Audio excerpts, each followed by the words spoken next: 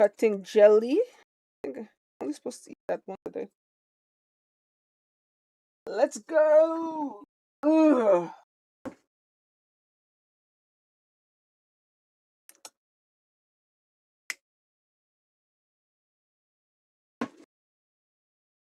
We are live. Right.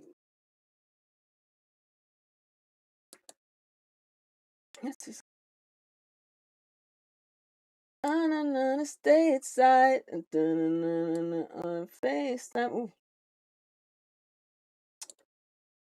It's a go boost. I feel like I'm trying to fix the brightness, but I don't think it's doing much.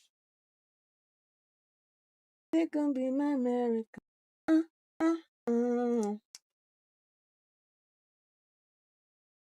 Oh well. Let's go. Okay. So I want to start this video by saying that my previous Get Ready With Me got deleted. I am aware of that. I am very sad about that. But it is what it is. Now, I am fighting it. My last... Because at first, I appealed. And then they said no. And then I appealed again. And then they said no again. So when I appealed again, and this time they said, fine, we're gonna transfer your appeal to the company, and they have 10 days to basically respond to me deciding if they want to sue me or not. Honestly, if they sue me, that's fucking stupid. But I am so confident in the fact that that I'm respecting fair use law, that I think I should be fine. So those are the news. Maybe in 10 days I'm gonna be able to retrieve that video, maybe not. To be continued. But for today we have another video. I think it's the video of the little girl who got abducted. I'm about to be disgusted, so. Without further ado, let's go. Oh, wait a goddamn minute. Bada bing, bada boo. Technically, a third of your day, you're supposed to be asleep. 8 hours of sleep, 16 hours awake, and at least a few hours alive. We are all sitting around the table with our coworkers going, I had the craziest dream last night. And everybody sits there and they try to decode your dream for you in varying degrees. Some of the coworkers are skeptical. Maybe it's time to lay off on the melatonin gummies. Others say, maybe it's a sign. Maybe you should go through his phone, because you never know. Others say, it's just a dream. It's your anxiety getting worked up and rehearsing all of these hypothetical situations. It's just a rehearsal. It's no big deal. All the way down to the, what about the eggs in the dream? You said you had eggs in your dream? What happened to the eggs? Eggs are one of the most overlooked dream symbols, but you have to be specific. Did you find a nest of eggs? Because when you find a nest of eggs, typically that means that you're going to have wealth coming your way, happiness in your marriage, something good is about to happen. But if the eggs are broken and the yellow yolk is just spilling out of them and they're fresh, that's good. Fortune is ready for the picking. Even though the egg is broken, it's coming. Luck is coming your way. And let's say you're eating the eggs, any sort of eggs, that means you're absorbing new wisdom. But every time you take a bite of the eggs, if it doesn't taste good, that means you are spiritually and emotionally too immature and you need to swallow a tough pill. If you're buying eggs at the supermarket, you should probably buy a lottery ticket, because that means you're investing in growth and something good is going to happen. All of that sounds very positive, or at least something that you can work on. And there's lots of symbolisms and nightmares. Like if you dream of a haunted house, each part of the haunted house apparently means something. If you're stuck in the haunted house basement, that means you have unprocessed, repressed trauma that you need to get through. You're stuck in the attic, you have intellectual, spiritual beliefs that you have been neglecting. Maybe a locked room, something is ready to emerge, but your ego is blocking it. There's all these scary things that we can decode. And a lot of people, they have dreams of where they're getting killed or where they're running away from a killer. But what happens if you're dreaming and you're the one doing the killing? Sometimes the scary part is not the dream itself, but what happens when you wake up. 35-year-old Tanner Horner claims he's always had these weird dreams. Sometimes he'll wake up and he knows he's fallen asleep in his bed, But when he wakes up, he's just roaming around in his grandma's backyard. He has no clue how he got to his grandma's backyard, but he's just roaming. It's like he blacks out, wakes up. Congratulations, Cat! Congrats for graduating from high school at only 12 years old. You should be proud of yourself. I am proud of yourself. They grow up so fast. This is when you were just a little baby. But no. Good job, my dear. I'm very proud of you. And he kind of recalls how he gets to the backyard, but not really, because it also kind of feels like a dream. He doesn't know if it's a dream. He doesn't know if it's real life. He says, sometimes I recall in weird ways. I recall stuff in dreams. I recall stuff like just random flashbacks through the next day. It's almost like a PTSD kind of thing. But nothing compares to the recent nightmare that he's had. He lives in Paradise, Texas, where everybody has been looking for this missing 7-year-old girl named Athena Strand. And maybe like everyone else in the area, he's been thinking about this case a lot because it just materializes in his nightmare. He has this whole nightmare about being the one that kidnapped and kills this missing 7-year-old girl in the local area. That's crazy. And then he wakes up and he realizes, oh, thank God that's a nightmare. And then he opens up his backpack and he sees inside a pair of small pants. Tiny pants with flowers near the pockets, which is the last thing Athena Strand was seen in before she went missing. Well, I don't even know what the hell happened. Yeah. Like, I just found them in my backpack and I'm just like, are you f***ing kidding me? Like, I thought I just had a really f***ed up nightmare. But no, the pants were inside of his Dragon Ball Z backpack and now he's panicking. He's going to get arrested. It's only a matter of time, but he doesn't even know what happened aside from this nightmare. But can he even trust the nightmare? That's what he's saying. Or maybe somebody's setting him up. Someone planted the pants there. He writes in a note to the police later, "Detective, my family is in danger."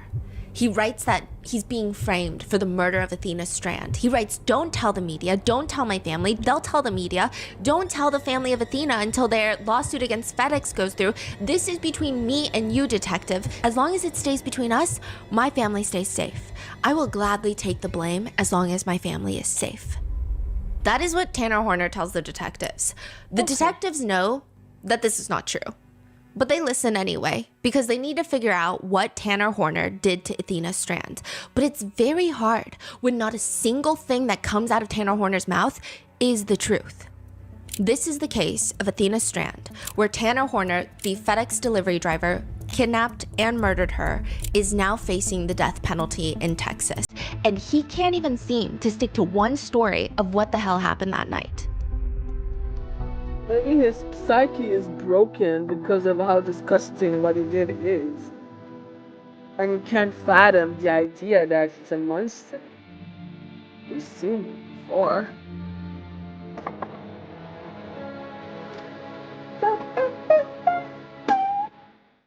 We would like to thank today's sponsors who have made it possible for Rotten Mango to support the Strands Family GoFundMe, which we will also link in the show notes. This episode's partnerships have also made it possible to support Rotten Mango's dedicated team of researchers. We'd also like to thank you guys for your continued support. As always, full show notes are available at rottenmangopodcast.com. A few notes before we begin. This episode contains discussions of essay, violence, and crimes against very young children. Please take care of yourself and don't hesitate to step away if you need to. There are also discussions of mental health diagnosis and autism. Please keep in mind that this individual does not represent these communities, nor was it a motive, explanation, cause, or a part of why he committed these atrocities. I want to be very clear because he's going to go on and blame the fact that he has autism for this case. This opinion or evaluation of his is not only wrong, but it's very harmful, and it is not a reliable representation of the community. As of filming this, he is still in the sentencing phase of his trial, but once it's concluded, we're going to have a pinned comment of his sentencing. Everything included in today's case is publicly available online, and specific quotes may have been condensed or shortened for brevity. So with that being said, let's get started. Delivery drivers have favorite houses. Circular driveways, usually great. You don't have to do a reverse, a 10-point turn to get out. These are like the good ones, a favorite even. In the same respect, delivery drivers have houses that they hate going to. One delivery driver says, "I just call it the cat piss house. I hate the cat piss house. It's the worst thing in the world. There's cat piss all over the front porch and you smell it and it stays with you." Ew. And imagine that in the summer. Another says there's this one house with a driveway that looks like the surface of the damn moon with how many craters are on it, but their mailbox slot is so tiny, every single parcel has to go to the front door. Mine's a long rural driveway that pretty much is a junkyard. There used to be these aggressive dogs living there, and they just had so many places to hide, always out. Anyone's guess of which direction these dogs are gonna come out and try to attack you. The worst are the houses that have lines of cars that are just parked on the street. So you have to park the delivery truck a house down and then run to the front of the house where you walk up 2 flights of stairs to deliver it straight to their door. And it's miserable because a lot of delivery drivers, they get paid by the route. They don't get paid by the hour. So they're running to complete the route. Huh, interesting. I didn't know that. Yeah, it's a huge deal and it's miserable, and sometimes certain roads just have random traffic jams for no reason. It's like everybody forgot how to drive.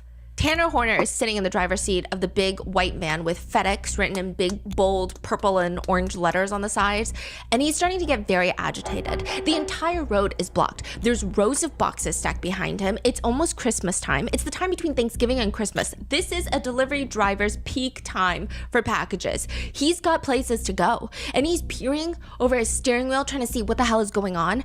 It's a small residential road. There are cars on both sides blocking him. There's people walking around like this is not a goddamn road. What year was this? 2022. Okay. Tanner sounds annoyed before he sounds curious. There's honking. Get through, there's people in the way. He's trying to tell the people outside, like, hello, I'm trying to get through. Do you not see my giant FedEx van? He's inching forward and he leans out the window and he's asking, Hey, could you tell them I need to get through? There's like people and a vehicle in the way. There's a woman who approaches the FedEx truck. You can pull up and try to ask them to get through, but they're going to kidnap me. So it's all blocked off. So you'll have to just pull up and ask them if they'll let you through, but they're going to 7-year-old station. Are you serious? I put on the car. Sorry about all this about. Are you serious? The FedEx truck pulls up to the officers. He asks if he can go through, which they let him through. And there's no change in his demeanor because we have the dash cam footage of him sitting in the truck. Talking to the police? Yeah, just talking to the neighbors. I need to get through. And there's no change in his demeanor. In fact, he's holding a cigarette in one hand. There's no fear. There's nothing. Even though all the police have to do is pull the driver to the side, check his phone, check his backpack, and they would know that he's the one that kidnapped 7-year-old Athena Strand.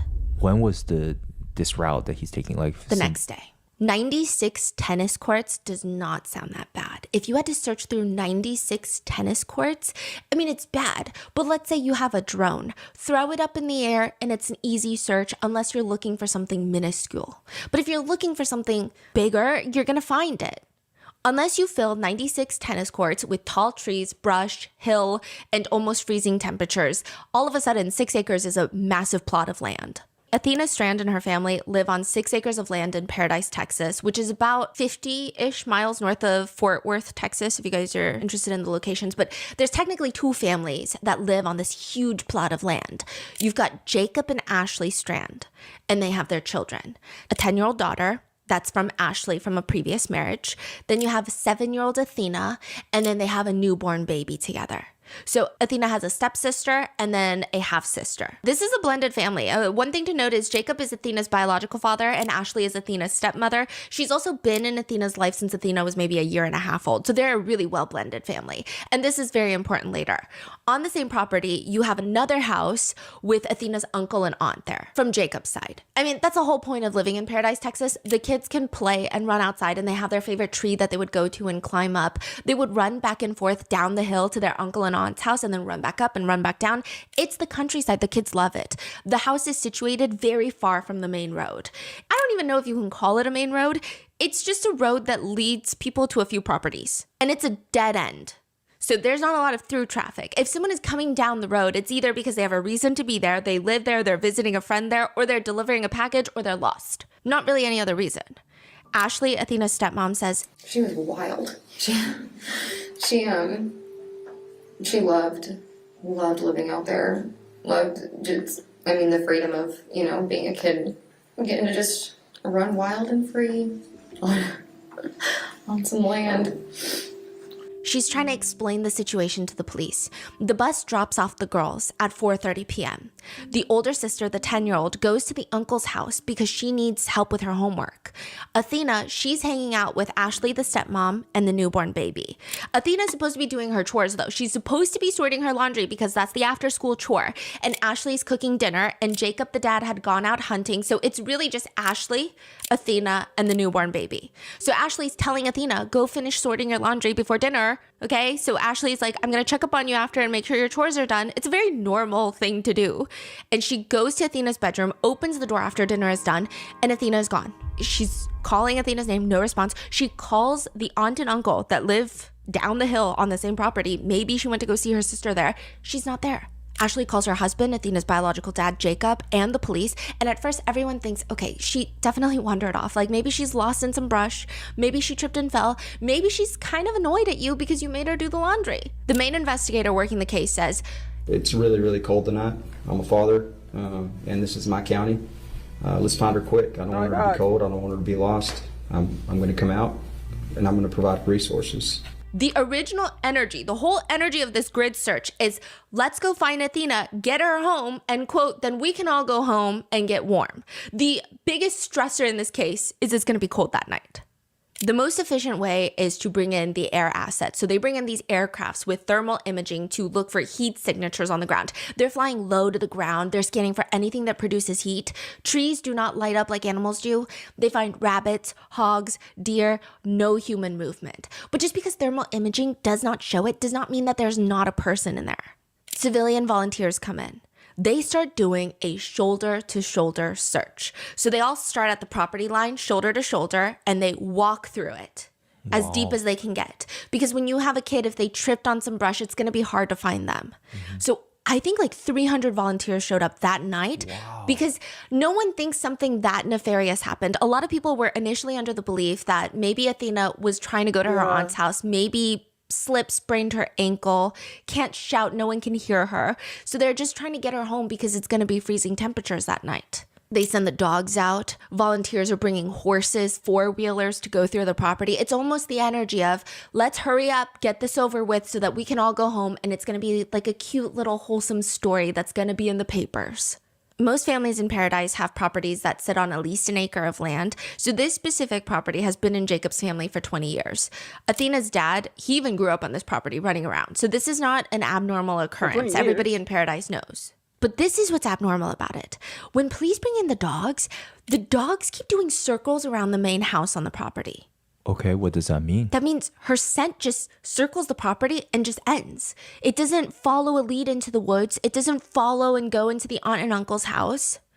It's just around the property. And then it cuts off. By the end of the night, I think the feeling that she was just lost in the woods is dissipating. They said that they were huddled in a circle as helicopters were flying very low over the property, and that's when they first felt that something bad must have happened. But what? Like, what could happen? The only thing that they know is Athena goes missing, and the only difference in the entire property is there's this blue box that's been left at the door. It's blue box with white around the edges. It's very clearly a Walmart delivery. They open it up, and inside are Athena's Christmas presents. It's a set of Barbies. It's the all-you-can-be Barbies, career Barbies, so each one has a different career. And that's the only thing that changed. The rangers who have done missing child's cases, they typically have a pattern that they follow, with good reason, I will say, but because more often than not, when a child goes missing, the family is involved. One of the lead investigators working the case says, So my immediate thought is, let's go ahead and lock everybody in on a statement. That's why they try to get statements as quickly as possible. They want to lock you into one version of events. They're going to try to find evidence that doesn't fit that version, and then they're going to force you to change your version over and over and over again until you're just straight up lying. You dig yourself into a hole, and then you have to tell the truth. But that's really only if you're guilty. So he's locking everybody into a statement, trying to corroborate that with digital evidence. Where were you? Cell phone towers, text messages. And my goal is to lock everybody in that night, especially the people that were in close proximity to Athena on that time. So that's what I started doing on scene. They also go to Athena's teachers. Kids say a lot about their home life at school that you just would not realize. They just say some crazy things. Miss Thompson is Athena's school teacher, and Miss Thompson is asked to describe what it's like to teach Athena. I adored Athena. She was so much fun. She was a free spirit. She would come in with, stickers on her hands. She loved to dress up. Like, she truly was a free spirit. Like, there's no other word to describe her. Like, she definitely was a true gem. Her teacher says there was a new student in their classroom that had needs that were harder to fulfill. And Athena opened up her arms to him. She would play with him on the playground. She has this very big heart. I mean, that's just who she is. And now she's missing. And the last thing she was seen wearing are these little pants with little flowers near the pocket. And a shirt and a jacket, of course, but the pants are very distinct. The lead investigator says he just feels it in his gut. He's locking everybody in a statement, but he just feels something is not right. So he starts shifting his attention to the Barbies that were delivered around that time, which means the Texas Rangers, they need help. They need resources. They reach out to the FBI, fill them in on what's going on. And the first person the FBI want to talk to is the FedEx driver. They're like, let me call FedEx. They contact FedEx and they're like, we need to know who the delivery driver was that dropped off these Barbies, because maybe he's not guilty. That's not what we're saying. We're not that presumptuous, but maybe he saw something. Maybe he saw somebody drive up. Maybe he saw something else. FedEx is like, oh, that's not by us. So that was not a FedEx employee. It's through a third contractor, a third party company that we use in the local area called Big Top Spin, which a lot of these delivery companies are doing this recently, especially with companies like Amazon, where they're not employed by the major company, but they have third-party companies in local areas that they dispatch to. But they still drive a FedEx car? Yes. So sometimes they will and sometimes they don't. And that's why you might have seen an uptick of people dropping off an Amazon package in a personal vehicle instead of an Amazon vehicle, Interesting. So it just varies. Big Top Spin, however, happens to be a company where they will give you vans that say FedEx on the side. So it seems like they do most of the contracting in the area for FedEx. They do deliveries during peak seasons. This is between Thanksgiving and Christmas, November 22nd. FBI reaches out to Big Top Spin and they give them a name of the delivery driver who went to deliver Athena's Barbies, coincidentally right at the time that she goes missing, which, I mean, for all the feds know, this could very well just be a coincidence. They want to talk to him. They want to talk to Tanner Horner. They arrest him while he's working in his FedEx truck. Arrest him? Well, they did try to talk to him a few times, but here's the very suspicious thing. The time that he drops off the Barbies, he does not record it delivered. So he drops it off, but he doesn't record the delivery on the paper. Yeah. Which is very odd. And then after that, he doesn't have another delivery for at least 30 minutes. But the next delivery zone is not 30 minutes away. So what is this time discrepancy? So FBI got that information suspicious. Immediately. Like the next day? Yeah. Wow. They start talking to him. He's like, I don't know what's going on. I got sick in the FedEx truck, so that's why you have the 30-minute discrepancy. I actually went to a truck stop called Love's. It's like a convenience store and a truck stop. I had to clean up my throw up because I was so sick. And then that's just what happened. Hey, just to let you know, I was able to tell you earlier because I was trying to go get cleaning supplies. Had a lot of, but I kind of threw up in the back of the truck. I threw up in the back of the truck. And he starts getting emotional and he's like, I have a 1-year-old son, so this has been really messing with me too, as I'm sure it's messing with everybody else in the community. But eventually, they arrest him in his FedEx truck, and they have enough reason to believe that Athena is somewhere near him. They slam open the back door, they're looking for Athena in the back, and she is not there. She's not in the truck. Athena's biological mother, Maitland, she lives about 2 hours away. When she heard Athena was missing, even though a lot of people in the community thought that she was just wandering on the property, she drove that 2-hour drive in 45 minutes. She was beside herself. She says that she knows that whatever news the sheriff is bringing to her 48 hours after her daughter has gone missing is not good. So 2 days after Athena Strand has been missing, the sheriff finds the family at the local church. And she knows what he's going to say because she said that when someone is delivering bad news to you before they deliver the news, they avoid eye contact. And when he brought the family into a back room at the church, he wouldn't make eye contact with any of them. I wanted to tell Sheriff Aiken that he didn't know what he was talking about. I asked him if I could confirm that that was my daughter, and he told me no, because she looks too bad. And I went into a place of denial. I stopped breathing, and I started to black out as I heard Ashley screaming. I knew it. I knew it was him. Tanner Horner is brought in for questioning by the police, and he gives various versions of what happened that night when he came to deliver the package of Barbies to Athena Strand's house. One variation, he says that he was doing the delivery there, and he sees this old green van. It's like a Chevy Astro van. It looked really creepy.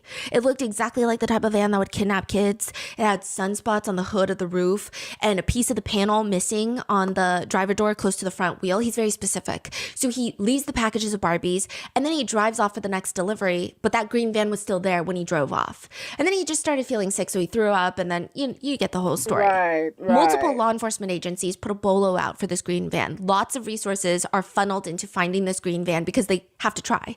Go through the databases, physical surveillance on the ground. They put out statewide bolos, DPS aircraft flying nonstop to locate any green vans in the area.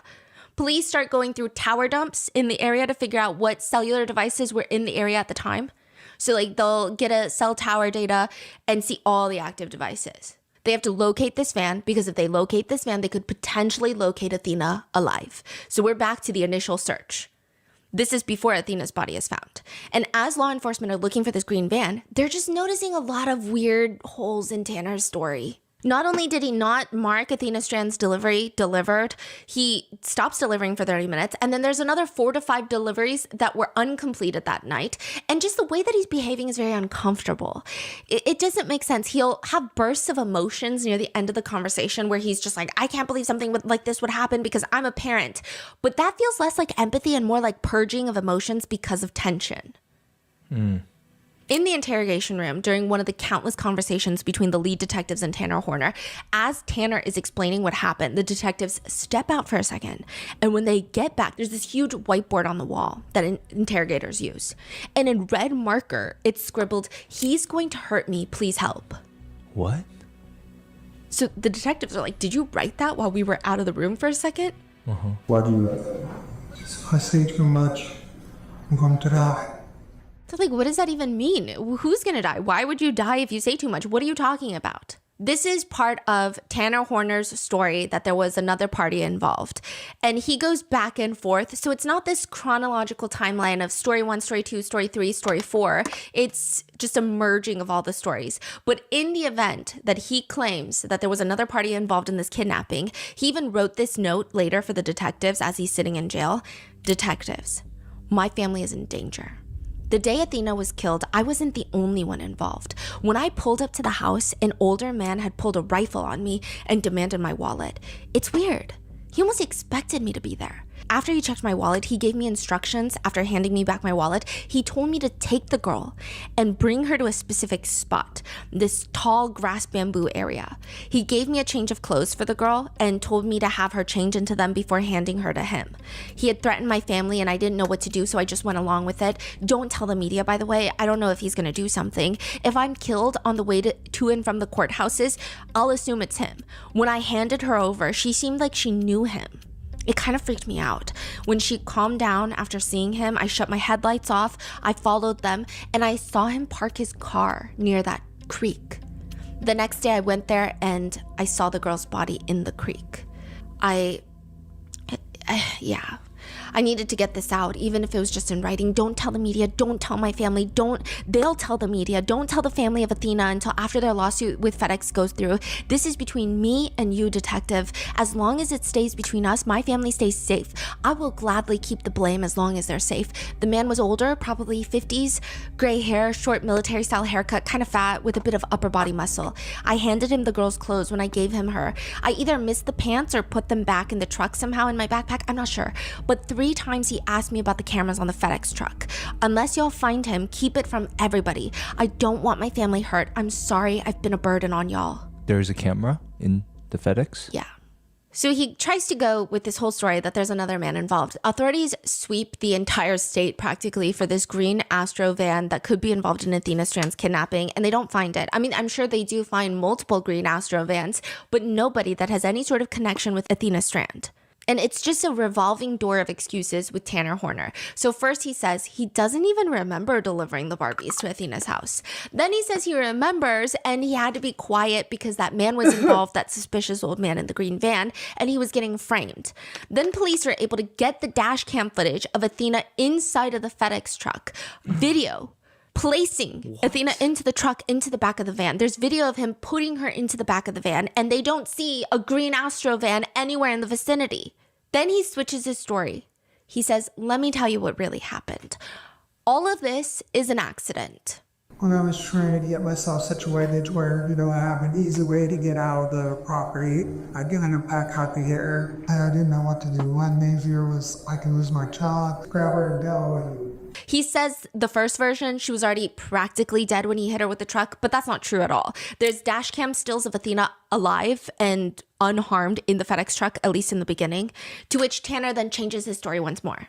Okay, what's that camera? Like it's the reverse So there's multiple cameras all over the FedEx truck. There's a reverse camera that he says was not working at the time. There's cameras in the back of the van. There's cameras where the packages are. There's cameras like all over the inside and outside of these FedEx vans. However, he covered up a lot of them with sticky notes. Before, we don't see the footage of him placing Athena in the back of the truck. We don't know which camera it is. I'm assuming it's probably an exterior camera. But the interior camera, he's covered up most of the ones in the back. So there are a few that's not covered? There's one in the front dash that shows him driving. That's not covered, at least initially. And you can see Athena, that's where the picture comes from that everybody has seen. There's a still photo that has been used in trial where she is standing between the driver's seat and the passenger seat and she looks really alarmed. And he's just driving. Eventually, the detectives will get their hands on the full audio from the cameras because even though he covered them up with sticky notes, the audio is still recording. Eventually, Tanner changes his story once more, that he had to strangle her. So he backs up into her. She's alive. He puts her in the back of the van because he's freaking out about losing his job. And then he decides that he's going to strangle her to make sure that she keeps silent about him hitting her with this van. He claims he didn't do anything else to her. He just, quote, tossed her body so that he could keep his job. Just kind of tossed her in. Tanner Horner takes them to a location filled with bamboo. These are like 10-foot tall bamboo trees, stating that this is where he left Athena's body after he killed her, but only because it was an accident. The lead detective says, I'm walking him, and he's pointing at a location that's not too thick into the bamboo, and he's stating that it's not too much further in there, and just essentially giving me an idea of where she was in the bamboo. They bring in the dogs, they bring in other help, and the detective immediately knows this is not where Athena Strand is. At that time, I felt like I was being lied to again and that she was not there. Just the amount of resources we had, especially with K9 resources and everything, it would, in my prior experience, especially if we're being directed to that area, we usually find, unfortunately, human remains or humans with the K9 very quickly. Tanner Horner offers up the possibility, maybe potentially after he, quote, tossed Athena's body, somebody else came and picked her up. And the police, the whole time, they do a really good job of not getting triggered because I think this case has really affected everyone in Paradise, Texas in a very strong way. I mean, cell towers, Athena Strand's color is pink. That was her favorite color. Cell towers, government buildings, city lights were all changed to pink for the longest time. I just imagine that these police fucking hate his guts, but they don't show it. And they're trying to be very chill with him. And they're like, okay, yeah, that makes sense. But like, who would do that? Someone who wants to be a hero, who's like, oh, I found the little girl. You think that's what it is? He's like, I've noticed there's quite a bit of tweakers out there. What's that? Tweakers, I guess a very derogatory term for people who use drugs, typically used against people without homes. I think he's trying to paint this picture that someone very nefarious came along and took Athena Strand's body, and he's just like the innocent guy who, quote, tossed her body. He uses the word tossed multiple times. You tossed her in. Just kind of tossed her in. Kind of tossed her in. How old is he? At this point during the trial right now, he's 35. So he must have been 31, 32. And she's not here. She's not in this bamboo. It's very clear. And it's not until 2 days after she goes missing, the investigators are led to Bobo Crossing. It's a bridge and a creek. Nobody knows why it's called Bobo's Crossing, apparently. It's just a creek with murky water. It's very stagnant. It gets very deep at the center. And they see Athena submerged in about 3 feet of water. When I first walked up, to the edge of the creek. He told me she's right there. That's where I put her. So he changes his story. He's like, okay, fine. I took her to the creek. This is 2 days in? Or 48 hours, about 2 days in. And based on the water visibility, it was dark. I had a flashlight. I angled the flashlight at different angles, and I was able to see her nude body buoyant beneath the water. She's a very tiny frame, 4 feet, 4 inches tall, and only weighing 62 pounds. So she's face down in the creek with her arms to the side, completely unclothed in the water. And authorities say they were led to Bobo Crossing by a person named Zero. Zero is the one that led them here. Zero says he's the one that killed Athena, not Tanner Horner. It's all him. He got rid of her after all of that, and he took off her clothes as a way to humiliate her. It was all him. The lead investigator asks him, did y'all, like you and Tanner, really try to break her neck? Zero responds, it didn't work. wait, I'm sorry. Zero's the real name? Yeah, Zero's a name. Okay. And the investigator asks, I mean, was it you trying to break her neck, or was it Tanner trying to break her neck? Zero says it was all him. He's the one that broke Athena's neck. Did you choke her from behind like you said earlier? He's nodding. Did she defecate on herself? He nods. Did she struggle? He nods. He says that she was struggling and trying to kick him, but she wasn't able to. They ask about whether or not he took any of Athena's clothes, and he responds, no, I just threw her clothes on the highway. So you're saying you stripped her naked to throw her clothes out the window on the highway? Is that what you're saying? Because why would you take off her clothes after you kill her and then throw her in the creek nude? I thought it was funny. You thought it was funny? You took all her clothes off of her, shirts, pants, underwear, everything? I left the panties on. So why did Tanner take any of the clothes home, you think? I don't know. He's not stupid. He later takes that back, and he admits that he's the one that planted the pants in Tanner's backpack. Quote, the pants and the underwear. You said it was funny throwing her clothes out on the highway. Which highway did you throw them out on? 14. Why'd you take her clothes out there? It's funny. Is that like a form of humiliation? He nods really slowly and says, she was gonna tell. So you had to punish her. He nods slowly again. Did you tell her, did she tell you she was gonna tell? He nods. She did? When did she tell you that she was gonna tell? At the house. Who the hell is Zero? And what the hell does he have to do with any of this? Was he in the FedEx truck? What's his connection to Tanner? Zero is Tanner's alter ego, according to Tanner Horner. Is this recorded or? All recorded. Tanner then moves on. So he goes from, I'm being framed by a green van man.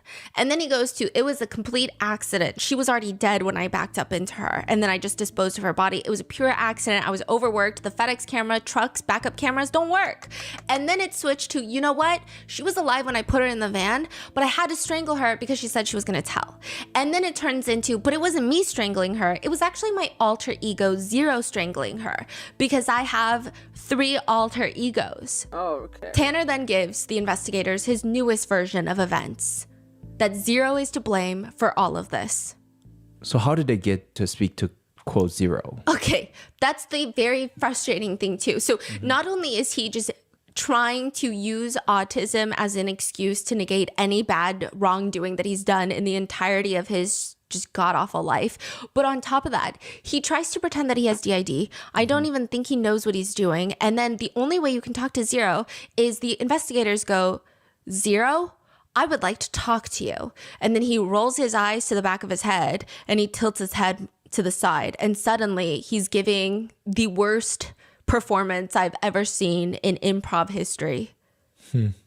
That's how you talk to Zero. So he changed his whole mannerism for that, right? Yeah. This is my personal belief. I tend to believe that Zero is his real personality. And I'm not saying personalities as in he has different alters and different personalities. I think those are his true inner thoughts. And Tanner is like how he would like to present himself to the world. There's just a lot in the interrogation footage. There's a lot of things that don't make sense, but I'm just going to give you the most important parts. At some point, Tanner is still trying to sell this story that he himself, Tanner Horner, and Zero, who is still him, but he himself never wanted Athena to get hurt. And he has this very alarming, jarring moment during the interview where he says, she was a sweet kid. And he's describing how they're driving down the road and she kept asking where we were going. I dragged her on for a bit just trying to figure out what I was going to do about the situation. And what'd she do? Asking questions, we're just talking at this point. Yeah, she sat down, she's standing up, she in the passenger seat, where's she at? She's standing out, she's in the back. Okay. And then where's she? We went down this private road and I listened to that little voice again. So he's saying that this little voice is Zero. He starts sniffling into his hand. He's like in the interrogation room, sniffling into his hand, leaning up against the wall. The investigators are like, it's all right. And he's like, it's not all right. No, it's not all right. Well, no, it's all right to tell him. It's okay to tell me. You gotta get it off your chest. I just told her to turn around and... You chucked her? One hand or two hands? Two.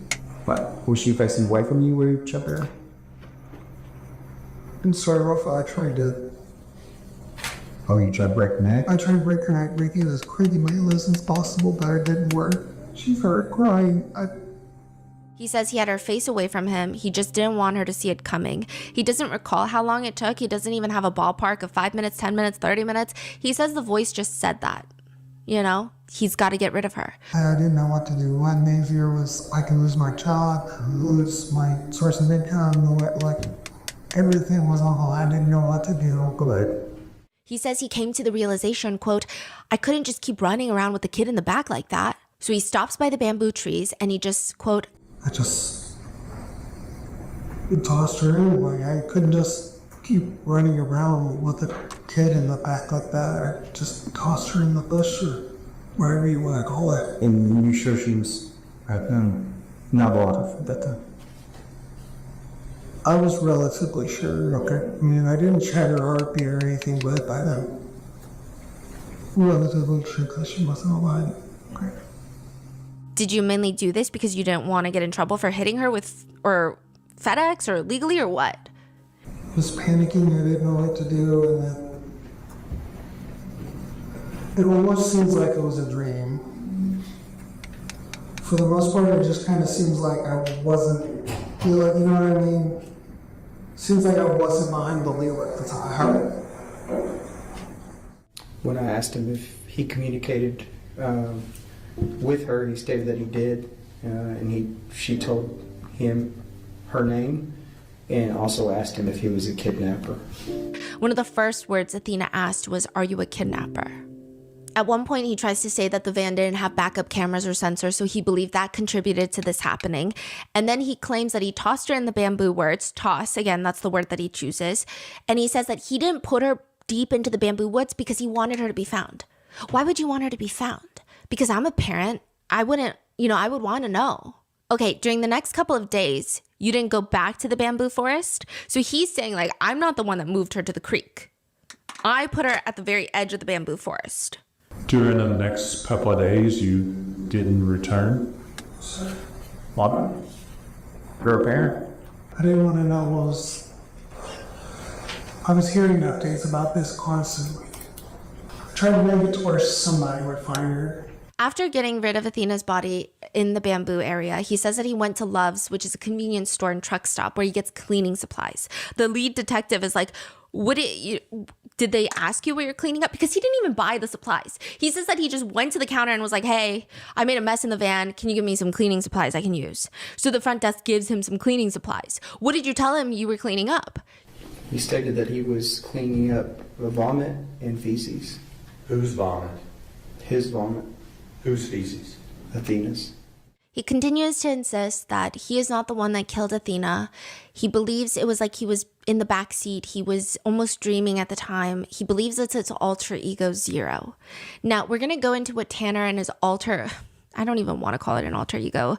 What Tanner says, pretending to be Zero, it's not even in the slightest bit believable. It's like pissing on someone and saying that it's raining. Nobody's believing it, and it's just insulting to those who actually have DID. But before we go there, let's go through the irrefutable evidence.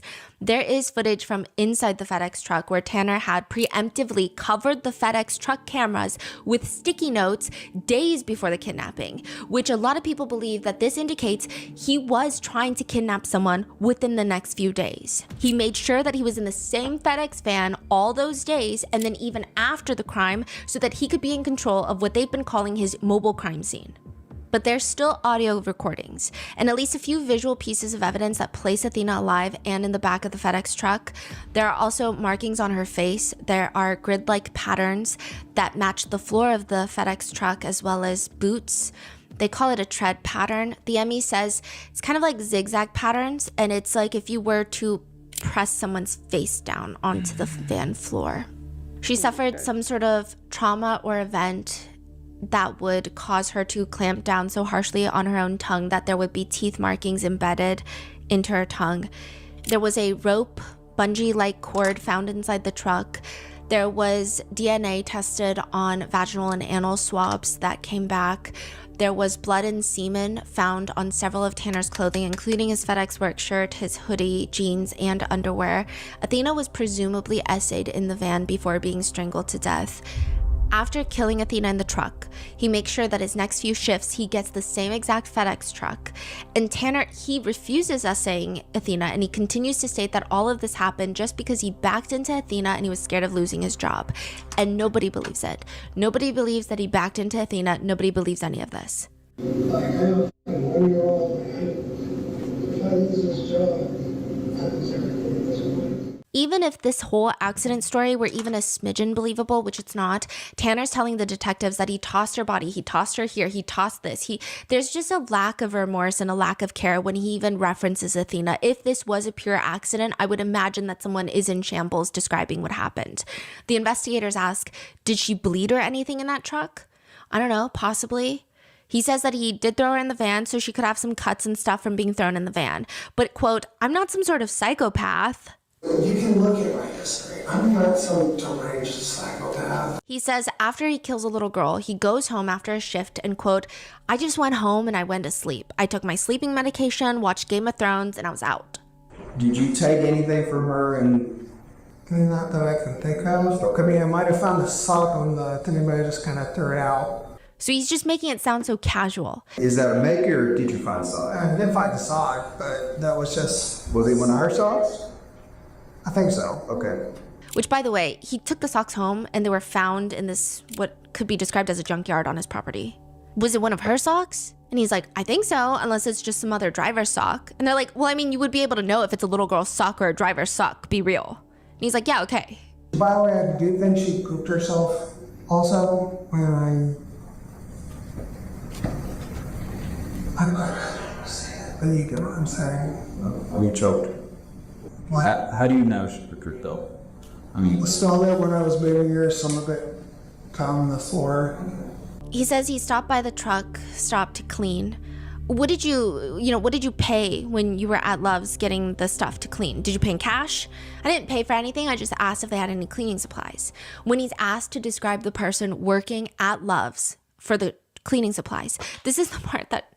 But he did kind of look like he might be part Jewish. Okay, why do you say that? God, this sounds terrible. As if everything else he said is not terrible. Because he doesn't preface anything else about killing Athena as terrible. He's not like, God, I can't believe I'm saying that. He's just like, God, this is going to sound terrible. God, this is going to sound terrible. He had a decently big house. Okay. Crazy. With his confession, the FedEx footage, the audio evidence, the DNA evidence, forensic evidence, Tanner Horner is charged with capital murder and aggravated kidnapping, which means he's up for the death penalty in Texas.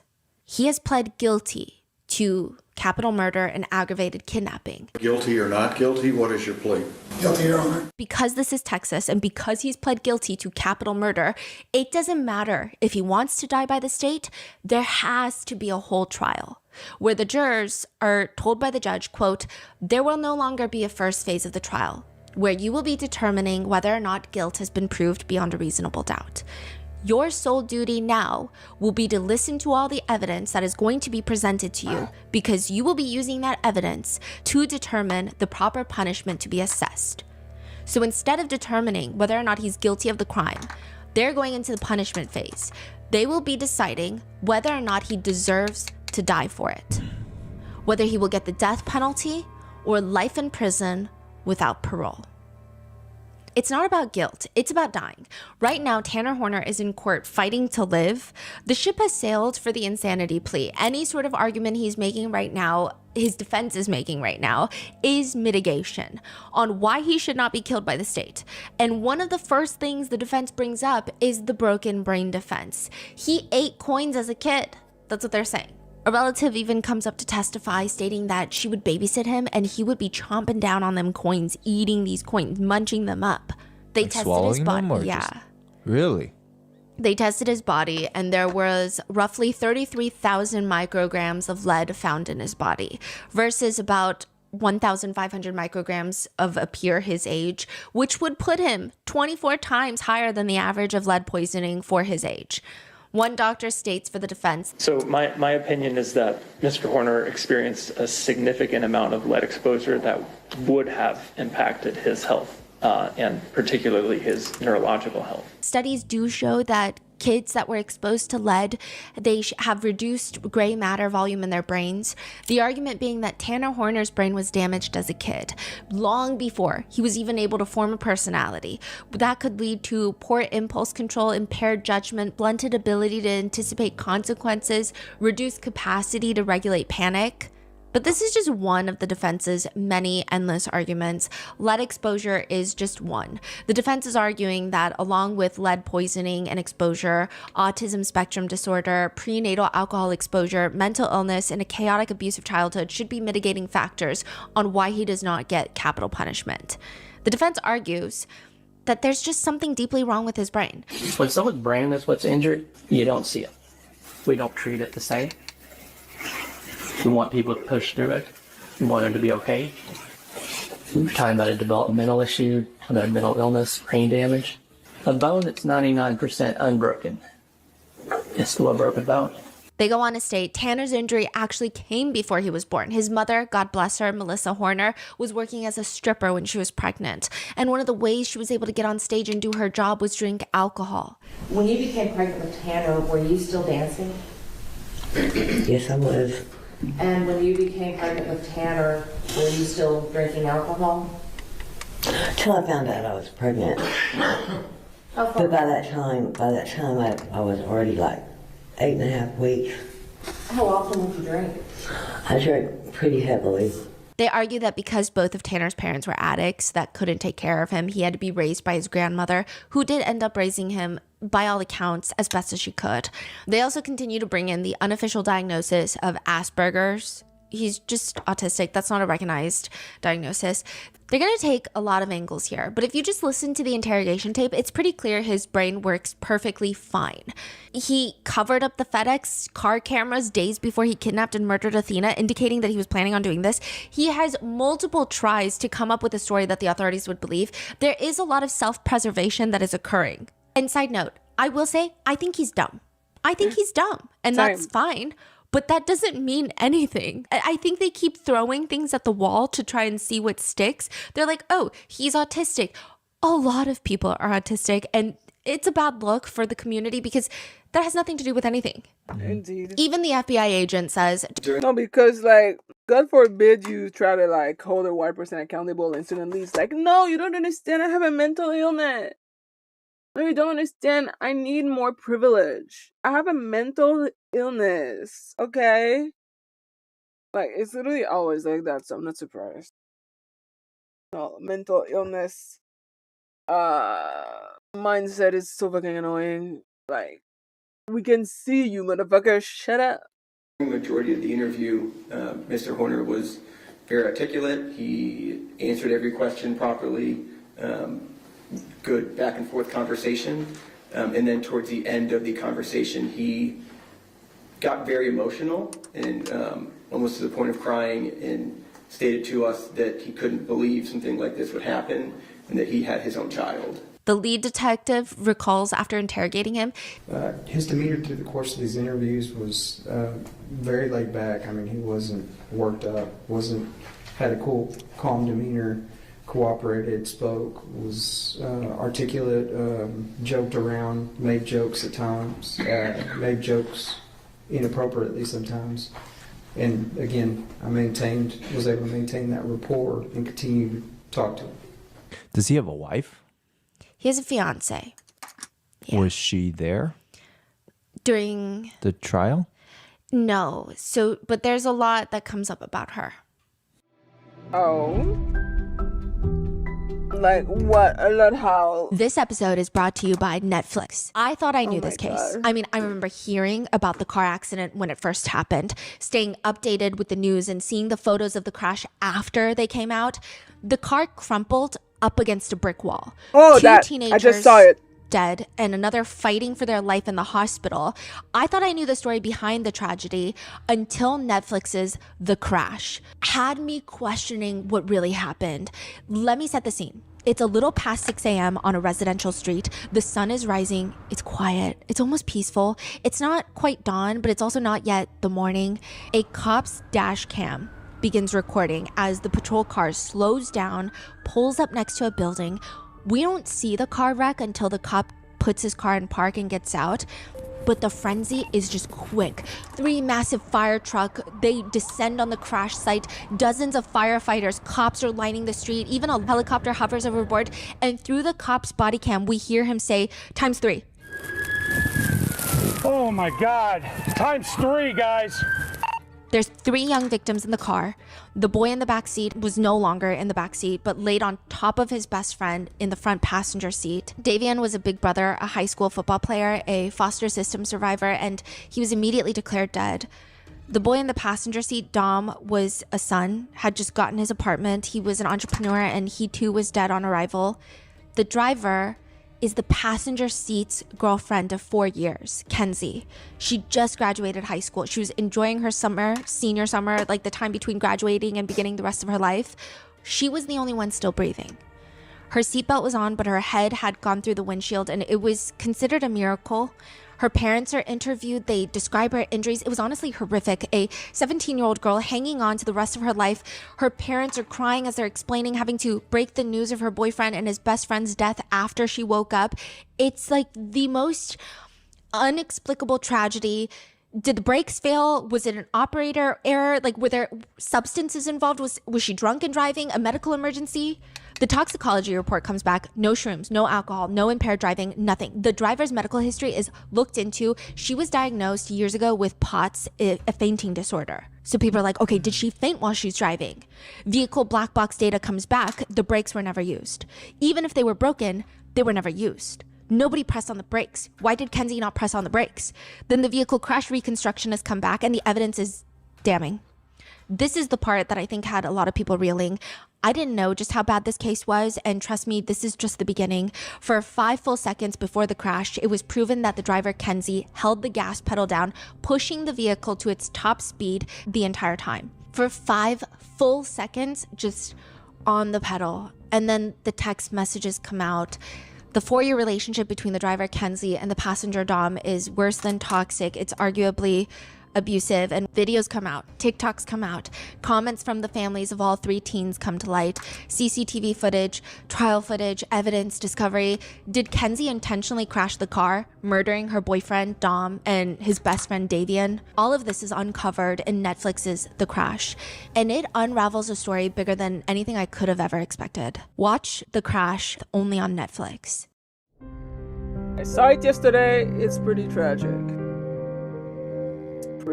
And he clearly understands the consequences. He says things like, I have a fucking 1-year-old. If I lose this job, I lose everything at this point.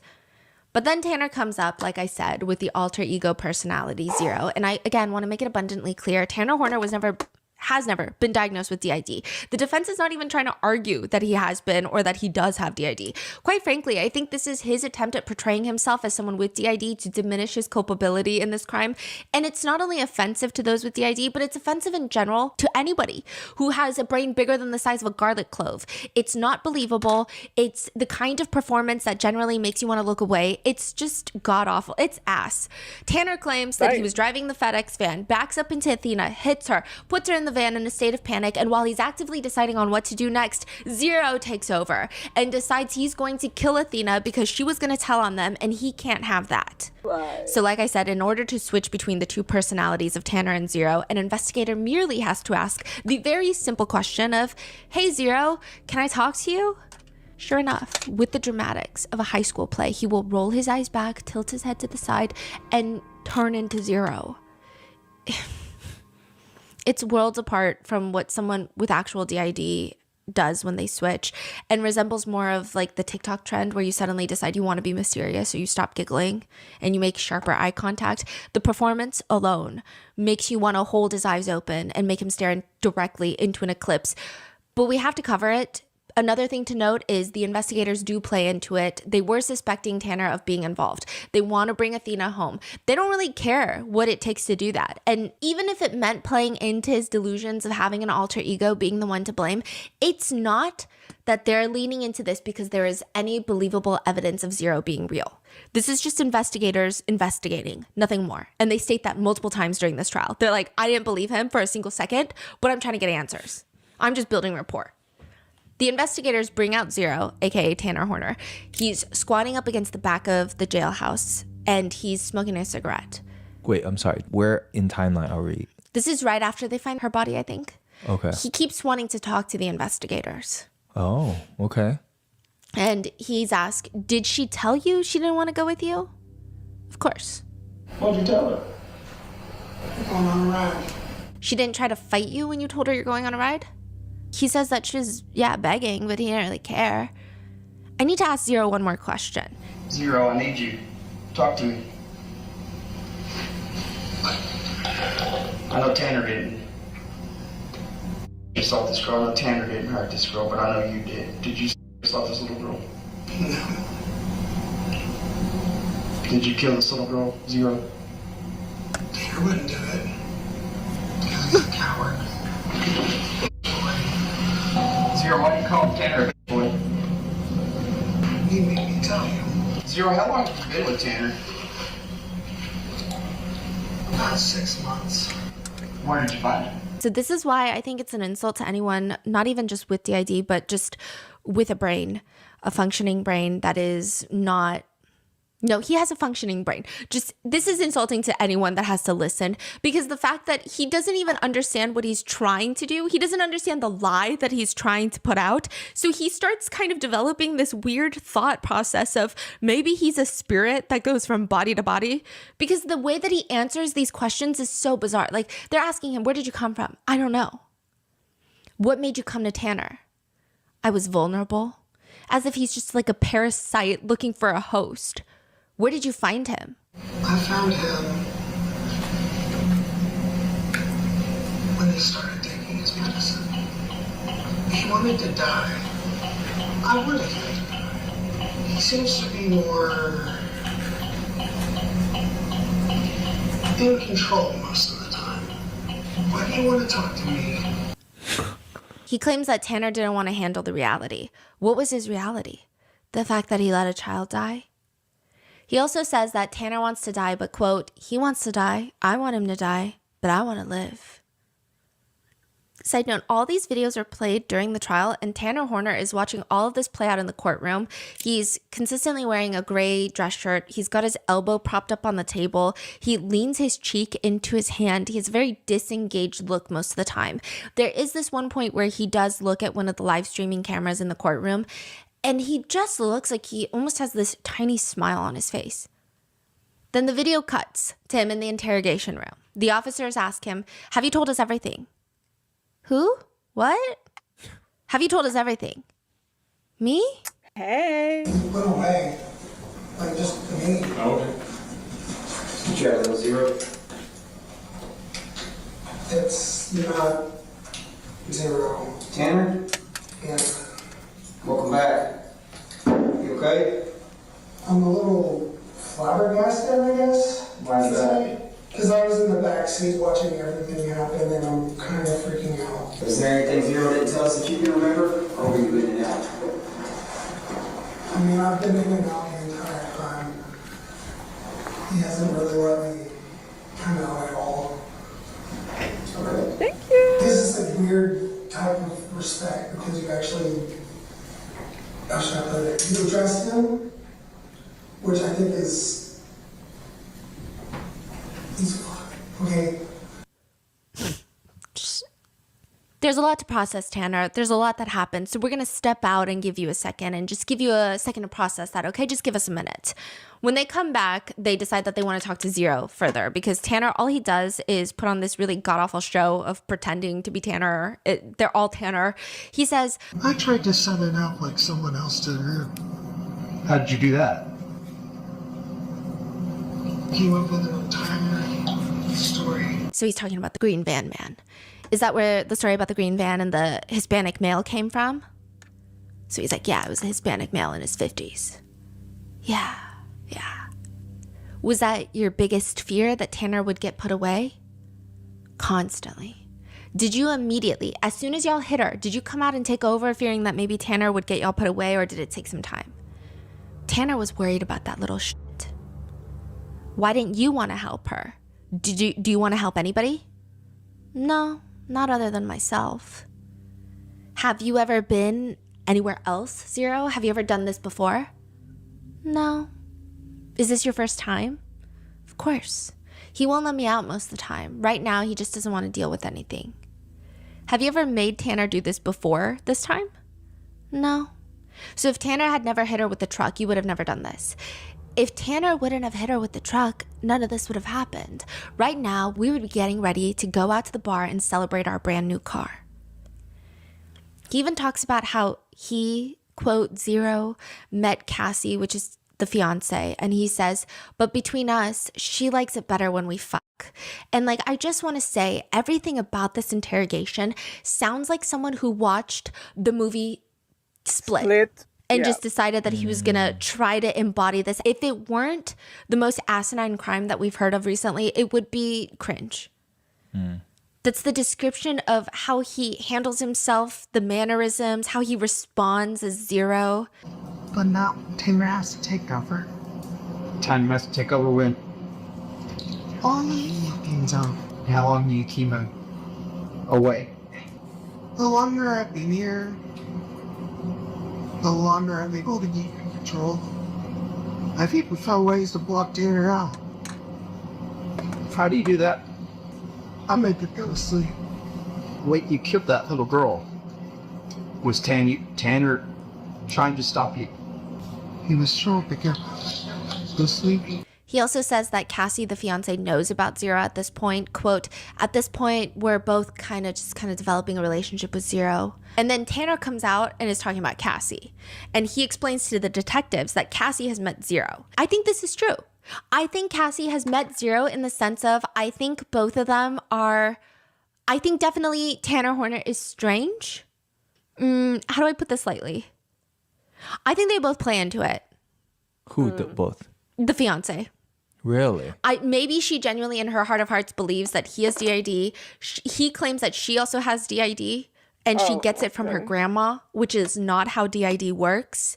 Both of them, I feel like they both kind of play into it and it's just none of it makes any sense. Has she spoken out or no? No. To her, she's basically dating two people. And Cassie herself, she has multiple. But she gets that from her grandmother. I only have the one. She says I have three, but I don't. I haven't seen evidence of the third. Which again, like that's not how it works. He says he's traumatized by this because of what Zero did. I'm wondering who the hell's been in my head this whole time, because for a long time we've been cool, we've been tight. Like, me and him and Cassie have all had conversations together. Still part of me is in denial because I didn't pull the trigger. I tried to disarm the gun. I tried to stop all of this from happening. What gun? There's no gun, but he's saying, metaphorically. Oh. And then Zero takes over, and Zero says the only reason he got rid of Athena was, quote, well, I can't have any fun if I'm in jail. And he just gives off these nasty one-liners as if he's in a D-grade Hallmark movie. So did they ask him who put the tapes on the cameras? Or what happened then? No, he doesn't give a straightforward response to the tape on the cameras, the sticky notes on the cameras. In a separate conversation, the officer tries to summarize his thoughts. And they're like, okay, so Tanner keeps you, Zero, from suppressed, from hurting anybody. But when Tanner hurts her, runs her with the truck, that keeps you from partying. That keeps you from your cocaine. That keeps you from doing what Zero likes to do. So you knew if you didn't take control that Tanner would get you guys put in jail. Is that right?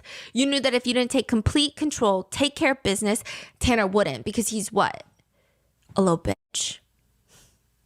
You've never taken on somebody else? You've never been with any other person, only Tanner? Well, let's go for several years. This is the first time. The bedroom dear. One where you were at Tanner before. I want to meet the story. Did you do anything when he was 12 or 13? Did you hurt anybody then? Only Tanner. And again, I do not think that he has GID. I tend to believe that he has a firm grip on reality, as well as a very loose grip on the fact that he has the moral character that only a mother could love. And I think that's not even true at this point. Throughout the multiple interviews, there will just be times where he says things that showcase how out of touch he is. I think that this has nothing to do with a lack of development in the brain. This is all to do with you're just a shit person. You can't say that you're fucking evil and say, oh, it's because my brain did not develop completely. You're just fucking evil. The investigators are asking him, when you were talking to her, did she tell you her name? So she just told you her name was Athena, right? Which I actually thought that was pretty cool because, I like mythology and stuff like that. Yeah. There are other points in the interviews where he starts almost talking to the detectives as if he's trying to show them how cool he is. For example, he's asked to describe who he all lives with in the house. And he says, my mom, my little brother, my grandmother, and Cassie, the fiance, and several annoying dogs. What kind of dogs? Itty bitty little ankle biters? Me and Cassie, our cat, and an annoying little shit named Draco. What breed is Draco? Not sure exactly, but he's part Chihuahua. Part Chihuahua, part annoying as shit. It's like very reminiscent of a middle schooler trying to curse in front of the high schoolers to appear cool, but housed in the vile body that is Tanner Horner, a man in his 30s. In another segment, he's yapping about his ex-girlfriends, one of them named Nicole, who he describes her being as dumb as a brick. He says, she did end up cheating on me with 2 different black guys. So, which eventually ended up telling me later on what was really going on. And actually, also, just like the whole Jewish thing and then the black thing, like, I'm like, I think you're anti-Semitic and I think you're racist, but you're trying to play it off. That's the vibe. The way he even phrases it, I think you have to watch the clip to see, but the way it's almost, he says that he had a problem ghosting girls because, quote, I always use it up like we're flirting, like all this other shit, like sometimes we'd sleep together, all that shit, but then like afterwards I'm just like, shit, I don't know where to go from here. So he has a reputation of ghosting girls.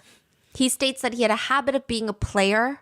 I started realizing getting older, I need to settle down. Yeah, settle down essentially. Okay. So that's why he got with Cassie. Right. Every other answer is framed as woe is me. So when he's not trying to sell this weird alter ego personality Zero, then he's talking and trying to be cool with the officers. And then every other response after that is woe is me. And I don't think it registers in his English pea-sized brain that he's not the victim in this situation. He's asked questions like, when you start choking her, facing away from you, like you stated earlier, how long did it take her to essentially pass out or stop crying? Was it long or short? It's probably about a minute, but it felt like so much longer. And there's this undercurrent. It sounds like he feels bad for himself that it took longer. Like it felt so long to kill Athena. Not that Athena suffered for so long. He leans against the wall during the interrogation. Am I gonna go hoot at all? No, you're not. He says about this whole experience, aka murder, he says, It's just gonna be fucking with me a lot. Cause I heard a kid. Can you not just shoot me mad? I just want to be with my family before you get your shit together. Well, then he goes on to rant. Tough luck, bitch. Athena is never gonna get to be with her family again. This dude is so fucking weird and annoying. Like, on top of the whole lot of nonsense coming out of his mouth, it's just like, it does feel like he doesn't really take anything seriously. And it's very insulting because, again, Athena is not gonna get to go back home, you piece of shit. And I feel like he's just kind of chilling right now. It's just like, oh, it's giving me the shit happened, but like shit happen is not something that you say when you kidnap and assault and murder a little girl. It's not the attitude that you're supposed to have. So, boy, please, please, it's whew, child. It's a good thing that he paid for his crime because the way he's talking is crazy. Almost. I'm gonna miss out on the best part of my child's fucking life. Okay, this is one of those probation things. This is one of those I'm going away for a long time things, and I'm gonna miss out all of my fucking son's life. I would rather die. Well, you should have thought about it. Always. Should have thought about it before. Once again, let's get a quick reminder of what you did. Should have thought about that before you kidnapped, sexually assaulted, and murdered a little girl. Like, I really wonder if he thought that this whole, because if he, like, I feel like at this big age, if he had multiple personality disorder, it would have been diagnosed officially. But if it's not diagnosed officially, my guess is also, like, was he seen by a therapist? Because I feel like that's the type of shit that this lawyer would try to, like, confirm by having him evaluated by, like, a trusted therapist. Right? So, did he get evaluated? Like, because I feel like this is one of those mental illness that sadly is still quite stigmatized, but also I also heard that it's a very complex mental illness, that it's not that easy to handle, it's not that easy to treat, it's not that easy to diagnose. So was he officially diagnosed? If not, he's just strolling. He's a moron, an absolute moron, wasting everybody's time with his lies and bullshit. And like he has the audacity to try to like garner pity and sympathy because he wants to be with his family. Read the room. Read the room. I beg. Jeez. His Christmases, his birthdays, him growing up. I'm gonna miss out on everything. Should have thought about it before. Stupid voice that isn't probably even there. Oh, shut the fuck Audaciously, he asked the authorities if he can just be free for a month after admitting to No! murder of a 7-year-old girl. He asks if he can just have a month to spend Christmas with his families. And this is why, again, I feel like he watches those movies and he thinks that they're all real. Like he watched Split once, because the way he asks, he's like, give me a month. I just need a month. You're not an undercover CIA agent. You're scum. I want a month. A month of what? Even if you want to put ankle monitor on the GPS monitors, check out with you. Like, if you give me a month with my family, so Bro, I can you have don't Christmas get with my son. you don't get to ask for that. Oh my god. I just like there's something about this level of delusion that just irks me. You don't get to ask for shit, really. You ain't gotten that kind of privilege. You do not get that kind of right. You're a murderer. You kill an innocent little girl. You kill a little baby. You can go fuck yourself. You're not getting shit. You're not getting any kind of privilege. You're not getting anything. Obviously. 2 brain cell. Anybody with 2 brain cell can tell you that you're not getting anything because you're a monster. You're a disgusting pedophile and a murderer. You're not getting shit. But I am flabbergasted that he's like this level of audacity is almost impressive. Like there's something about him having the audacity to waste his breath, his saliva, this hair that he's breathing, to ask for something like this. Motherfucker, I feel like that's worse. That's worse. That's not a delusion. That's just plain mental illness. But like again, I mean, I don't know if that dude is normal or not. I personally don't think he's like that normal. In a way where like he probably does have a mental illness. Is it multiple personality disorder? Bitch, I don't know. But I don't think he's like fully neurotypical. Because again, if he was, I feel like he would be maybe able to pretend better.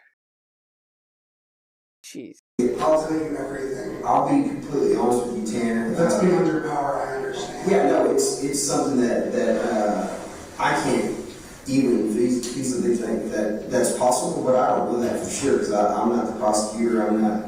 I'd be willing, even if y'all set up cameras outside the house, Boy. I'll answer everything you have to say. But the main motivation behind me wanting to talk to you is I literally just want to see my son. No, you don't get to see your son. Yeah, I want to give him that good Christmas feeling. He's making it seem like this is the biggest impact on him. However, if you put it in juxtaposition with everything else that's happening, when the investigators are trying to pull Athena's body out of the creek, he's talking to another detective about vapes. I was vaping there for a little bit, but then I got sick with COVID like 2 weeks ago. And I switched back to smoking because I didn't need all the fluid on my lungs because a friend of mine had serious lung damage because he was vaping while he was sick. Then he starts going down this thoughtless rabbit hole about how some vapes smell like pancakes and waffles, and that makes him crave pancakes and waffles, which naturally leads to a conversation. And again, I think the officer is playing into this. I don't think the officer is sitting there like, oh yeah, let me just make small talk. I think the officer is like, my body cam is on, and I'm going to egg you on and make you talk about what you want to talk about while we are pulling a 7-year-old girl's body out of the water. Exactly. And he starts talking about pancakes and waffles with him.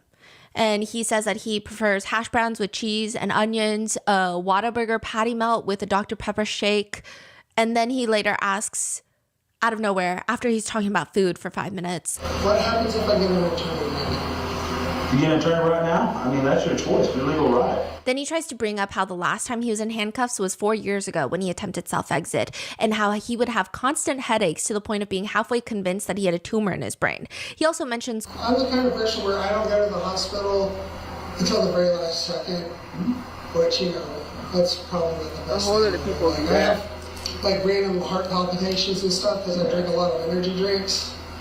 I even had a mild heart attack a year ago. and in the car, he's talking about how he semi-likes being a delivery driver, except, quote, right now we're going through peak season, which, to be honest, is kind of a pain in the butt. And I just didn't like the whole being a 1099 thing. So instead of being an employee with a W-2, he doesn't like being a 1099 contractor.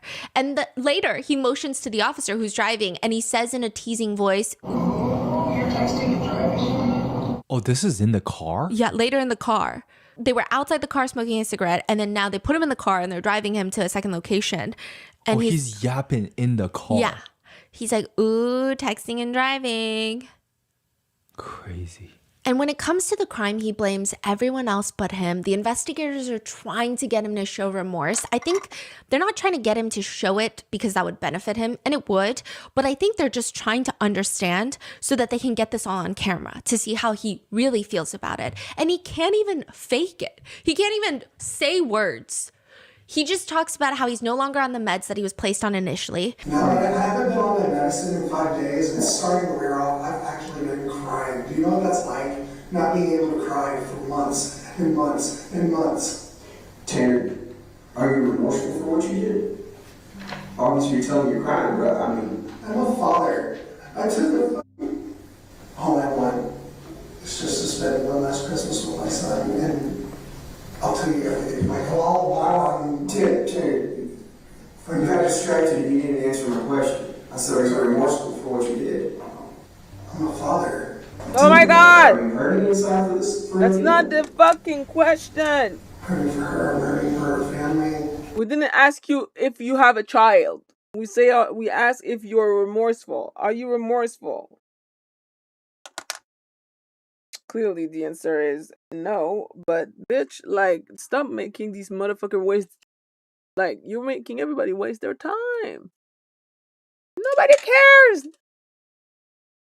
We know, plus they know. At this point, you repeated it multiple times. I think they heard you the first 10 billion times, you are a father, okay. Doesn't change the fact that you're still a piece of shit and a murderer. So now what? Now what? Doing a rainbow eye is actually not that easy. It's not. It's not easy at all, but hey, doing my best. But even if this was some random person, I'd still be hurting for this. want to say, for mom and dad over here right now, what would you want to say to them? And then he goes back to getting a month with his son. If there's even a sliver of a chance that I can get out. If I'm on like house arrest, something like that, I would be able to, you know, right those wrongs. If I was on house arrest, I would actually be able to give my son a Christmas. I would be able to, you know what I mean? Where did you come up with this idea? Like, where is this your idea or something you saw somebody else? The idea of asking for a fucking month. I prayed about it. Pray about it. God spoke to you. He said, this is what you should ask for. He nods. The investigator goes on to tell Tanner Athena's parents' names and what they've been asking and what they want answers to. But all Tanner can say is, can I speak for a minute? The reason I wanted to do this, I just want to spend that one last Christmas. Oh my God! Christmas morning. Yo, this dude is driving me crazy. I'm gonna go see, I go under the tree, see his presents. This isn't even really about me at this point. It's about that little boy. I want this because... I'm sorry, but fuck them kids. Fuck your kid. You don't get to spend... fuck your kid. You ruined your kid's life the moment you decided to fucking rape a little girl and kill her. Fuck your kid. I am so sorry for that kid. Because he's gonna have to live his entire life knowing that you're trash. That he comes from absolute garbage. And I really hope that doesn't impact the rest of his life, knowing that his daddy is a disgusting, useless, breeding piece of pedophilistic trash. It sucks. It's not something that you can be proud of. He's not gonna get like father, like bring your kids, your dad at school or whatever. Like you robbed your son of that with your own fucking decision. Why are you crying like a little bitch? Because he's not gonna get a Christmas. You decided that he wouldn't get a Christmas because of your fucking action.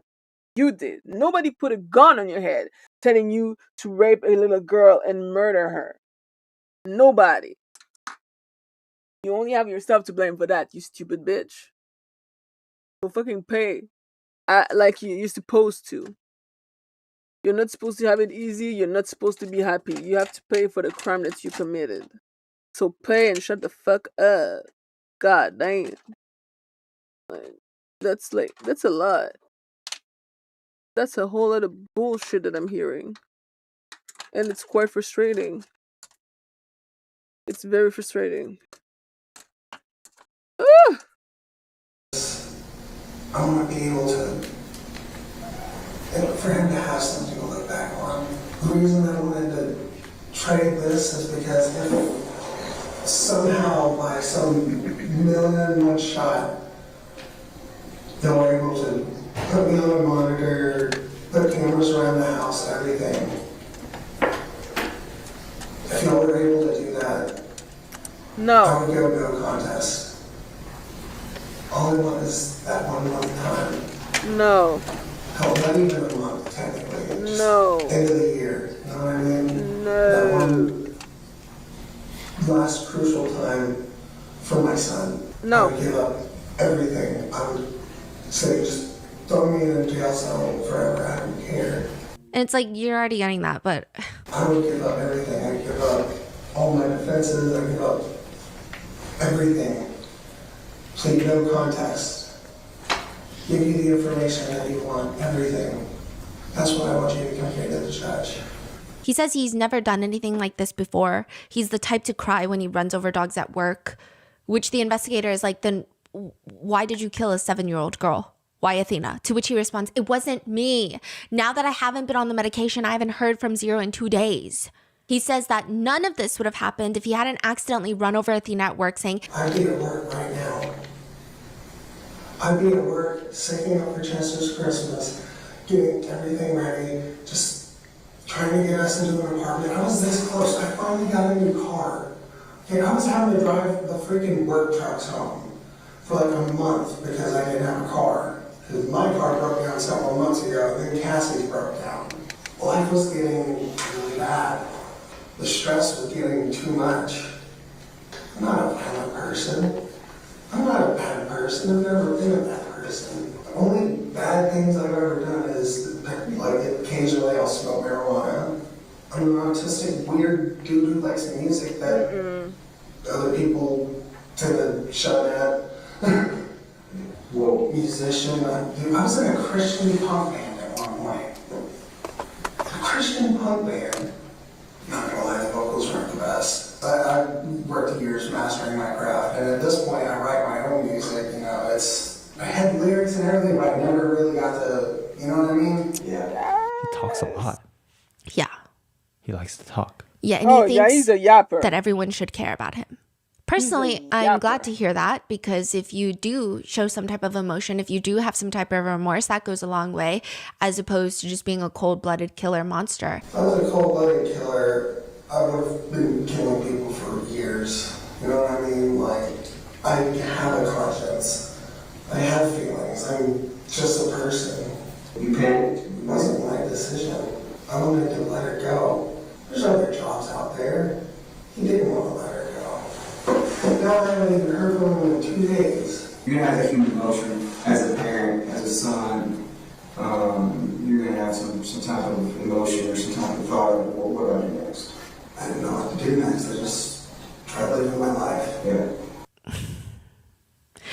I don't know if the only thing that I could think of, and this is such a shitty comparison, but have you ever met those people who they will stub their toe and they expect everyone to fall to their knees and care about their toe, and then someone around them will be diagnosed with a terminal illness and they're like, what does that have to do with me? This is the type of energy that Tanner Horner gives. He just does not care. When the detectives ask about why he lied about the green van, he blames it on Zero, saying, I mean, obviously he would know, like, we share the same memories. He has access to my memories, and my dad used to have an old green Astro van, and I think that's where he got that from. When we were talking to Athena, me and Zero were also arguing. Mm-hmm. Yeah, like, I was trying to be like, dude, just put her back and forget the whole fucking thing. Yeah, he seemed a little bit different than normal, too. Like, because normally, like, he's a cool guy, you know what I mean? So, but he was a little bit more manic than normal, I guess, and it was kind of weird. I remember there was a point where me and Zero were getting verbal, like outward verbal versus inside the head verbal, and she was kind of like freaking out over it. And again, it's like you watch the movie Split, because there's no depiction of this in any of the audios that they retrieved from the FedEx truck. Or how she freaking out. Like, she was just kind of looking at us like, why is this dude talking to himself? Mm-hmm. Tanner is the type of person that thinks at such a pace that you can almost see the thought forming inside of his dense skull, and then he acts on it. And once he realizes the detectives are not putting in as much effort to believe the alter ego Zero's existence, he asks them, can y'all do some research on something for me? Sure. Can you look up some of the potential negative psychoactive effects of potentially Prozac? And then he notices one of the investigators fidgeting with his fingers. Oh, you do the same thing? I do that because I'm a drummer. You can see scars from years and years of playing drums where I busted my fingers. The investigator is like, okay, well, let's get back to the topic. And he says, I guess the whole motivating factor, again, going back to the why, is you bumped this little girl with a truck and you're thinking I'm going to lose my job, potentially my freedom. He says, I wasn't worried about losing freedom part. Oh. Because honestly, that's an honest accident. He's like, why would I go to jail for running her over? It was an accident. Okay. Which again, no one thinks that he did that, but. All it would take is going up there and just talking to the parent. And you're like, hey, I accidentally bumped your daughter.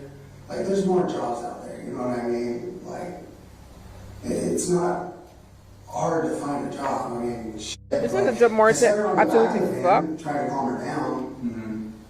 But she wasn't calming down. Zero kind of took over. One of the last things Athena wrote in her school journal was about stranger danger.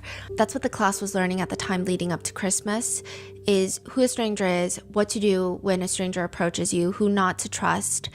And I think that adds a really twisted layer to this case, because it's not that it would make it any better, but I think that there is this knowledge that Athena knew what kind of danger she was in as it was happening. And I know that sounds obvious to adults, but it's... Even from the second it started, she knew she was in danger. And I think the part that people find heartbreaking is the fact that from the second that she was hauled into that van, she would have had a lot of conscious thoughts about what is happening, and this is dangerous and this is bad, and it would have probably made her feel a lot more panicked. She was learning of what to do in the event of stranger danger. And like I said, one of the most damning pieces of evidence in this trial is the audio footage of Athena's murder. This was played in court for the jurors, and all of the live streaming cameras thankfully had to be shut off so the public could not hear it. There were press members in the courtroom who described some of the jurors' reactions as well as what was heard in the audio, but it's a lot. I don't even think they played the full footage for the jurors because they were just sobbing, breaking down. A lot of them were trying to hold back tears. A lot of them were outwardly just dry heaving and sobbing. The jurors, right? The jurors.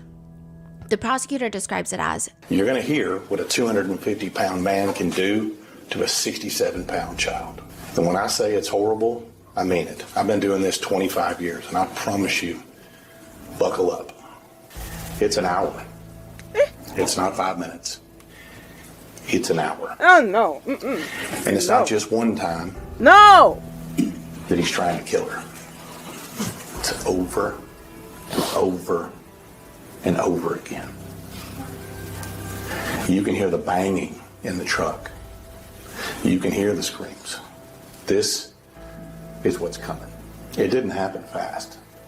the first thing that Tanner says to Athena once she's in the van, he leans down towards her face and says, "Don't scream or I'll hurt you." She tries to tell him that he can't take her because she has school tomorrow. And Athena Strand asks him if he's a kidnapper, and Tanner responds by demanding she take off her shirt. Athena screams and cries for her mom and tells Tanner, "You can't do that to me." You can hear her, so we know that there was male DNA found on the vaginal and anus swabs, but they also, in the audio, there is very clear apparent gagging noises from Athena. Now, Tanner would later try to come up with this lie that he was trying to get her to swallow a pill, I guess a pill to sedate her or something, but it's pretty apparent that he was assaulting her. And she screams for her mom, and she screams, "You can't do that for me." You can hear her gasp for air, begging to go home. At one point, Tanner Horner sings Christmas music, Jingle Bell Rock specifically, because it was playing in the van. The audio footage is so bad that Athena's mom even apologizes to the jurors for what they have to see. Maitland is Athena's biological mother, and I do want to make it clear that Maitland's favorite color is not pink. Athena's favorite color was pink, but she goes up on the stand in a pink blazer. She's been in court every single day wearing pink. Her whole head of hair has been dyed pink. It's been pink for a really long time. Right now it's a pastel pink color. Previously it was a much darker, vibrant pink. And every day she's there wearing pink, and she gets up on the stand to testify, and she talks about what her life has been like. We're going to get into all of that soon, but she says about the audio she could only listen to a minute. She says, "I couldn't get past a minute." And I'm very sorry to all of the innocent people that do have to watch that. I am so sorry. Why are you apologizing? It's not like it's your fault. I'm sorry to you, and I'm sorry to y'all too. Because none of us, not Athena, not me, not anyone in this room, besides Tanner Horner, asked for what's on that video. And Athena definitely didn't. After the prosecution present all their evidence, it's now time for the defense, and it consists of just trying to paint this very sad picture of the sad life of Tanner Horner. As Tanner describes it, his dad was a crackhead, his mom is a heroin addict, and he was raised by his grandparents. Those are direct quotes. Well, my grandmother and my step-grandfather, which I consider him my grandfather than anybody because he's the man that raised me. He says for his childhood, his dad was in and out of prison, and his mom was also in and out of jail constantly. And the part that really gets me is he says, because now he's in jail. He says, "I actually worked on this, when my mom and my grandmother come to see me, I actually worked on this clever line." Oh, how the tables have turned. Because now he's the one in jail.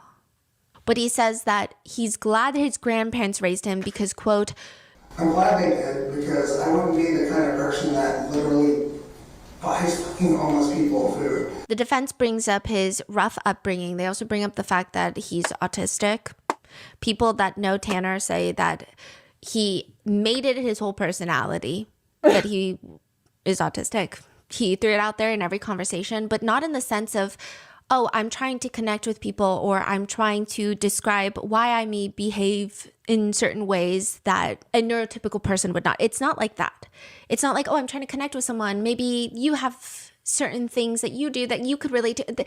It's not like that. It's just to justify things. That's what people say. It's like he's always justifying an action or mistake or straight up wrongdoings by saying that he's autistic. In his mind, because he's on the spectrum, he can do no wrong. Oh, wow. His defense wrote in a filing that his, quote, autism reduces his moral blameworthiness. A lot of autistic people are just fed up with this trial because they're like, that. Why is the defense doing this? Like, it doesn't make any sense. It just makes us, it adds a stigma to our community. Most autistic people wouldn't hurt a fly. They're like, what's happening? And on top of that, Tanner Horner has been accused of SA and SA against minors several times before this. A woman named Shay Marie had posted on Facebook for years. Friendly reminder that Tanner Horner likes to take advantage of drunk 16-year-old girls. Another one, friendly reminder that Tanner Horner is a rapist. And these are back from 2019. Against her? Yes.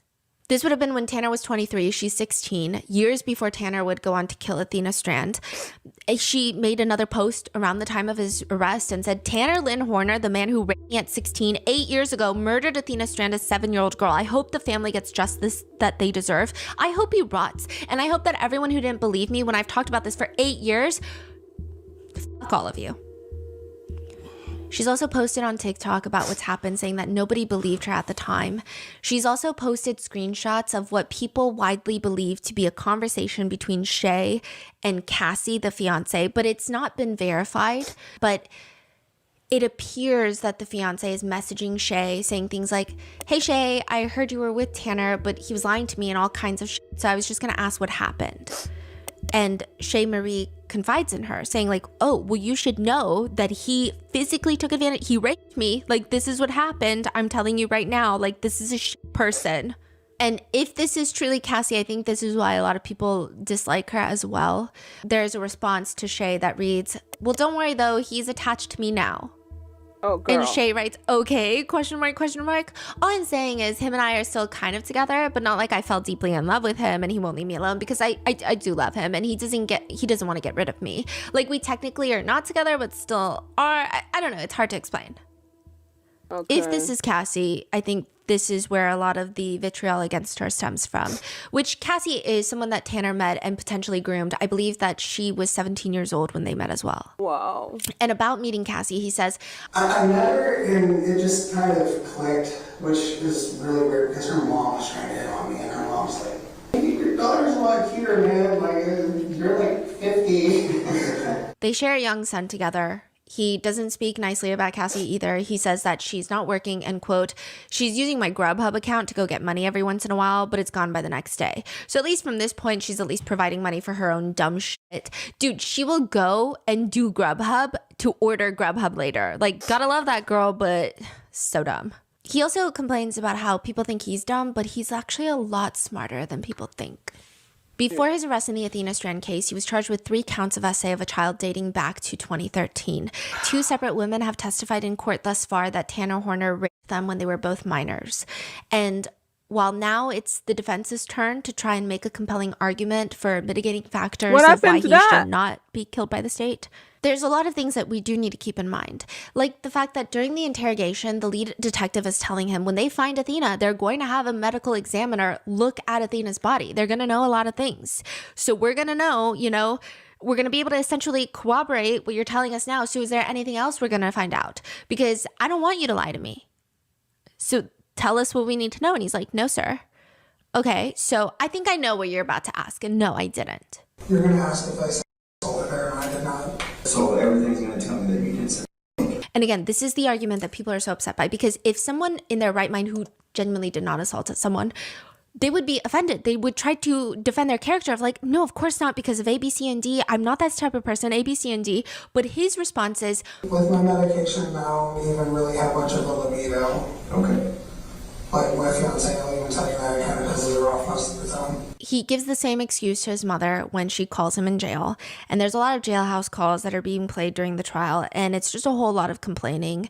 Even to the detectives, he complained that being in jail is a lot of stress because... Need some more water? Yeah. So it's, I think it's more stress than anything, that, and I have to, like, when I ask people for it's like a generational lack of fuck.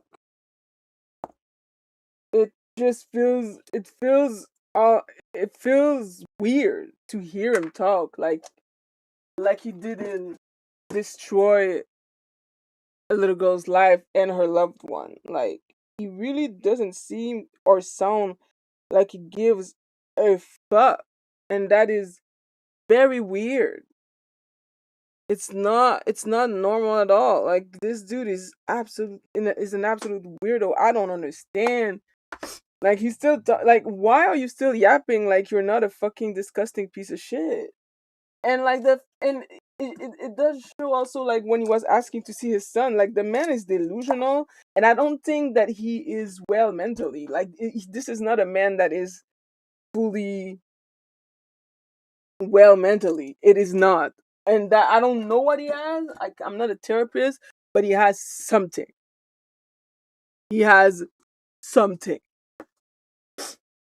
To be like this, to act like this, to react like this to certain things. He has something. We just don't know what. But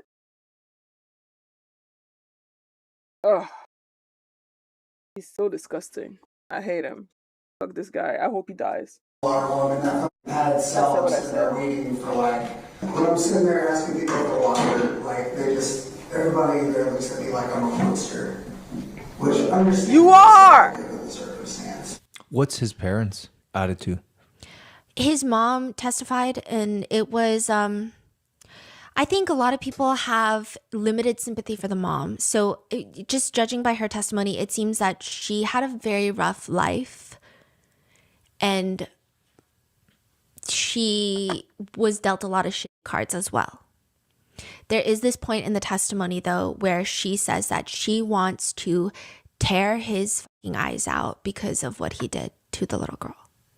Are you angry with him? I'm so mad at him. I want to just tear his eyes out.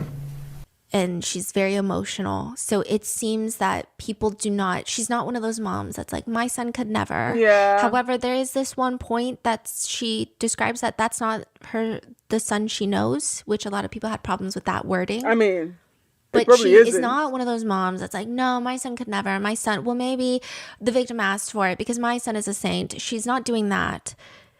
Dad is dead.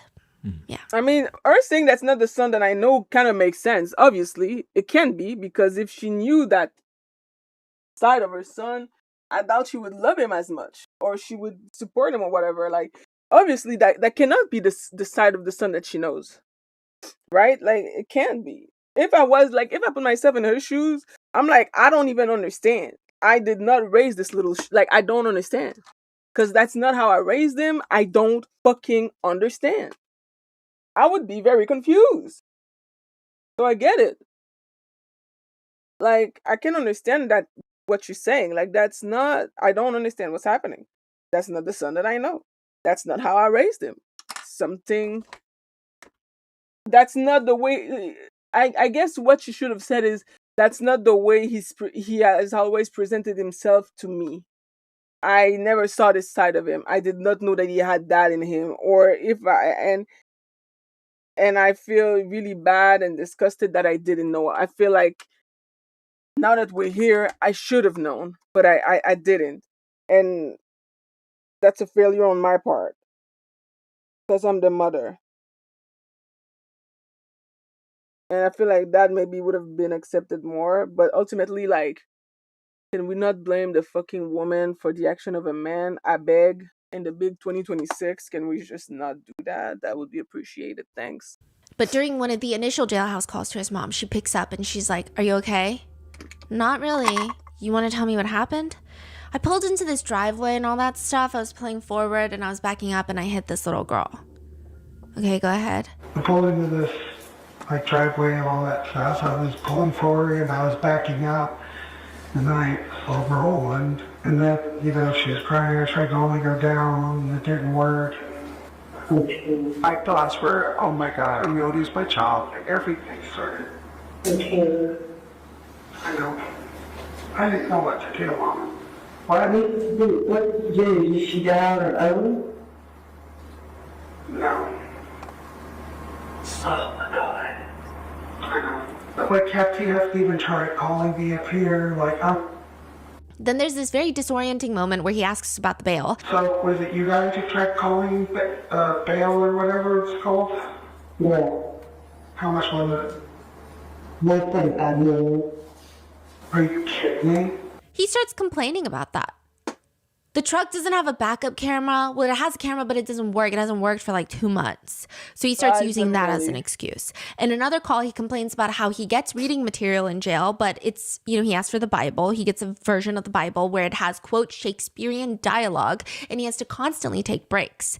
And though I tend to think that it's not a problem of the version, but rather he's just giggling about how he's not in the crazy room anymore. He's in the less crazy room, but still, the version of the Bible sucks. He also says, you could not believe all the crazy letters I'm receiving. Like fan letters? I don't know if it's I fucking hope not, but I wouldn't be surprised. Fans, other child molesters, I don't know.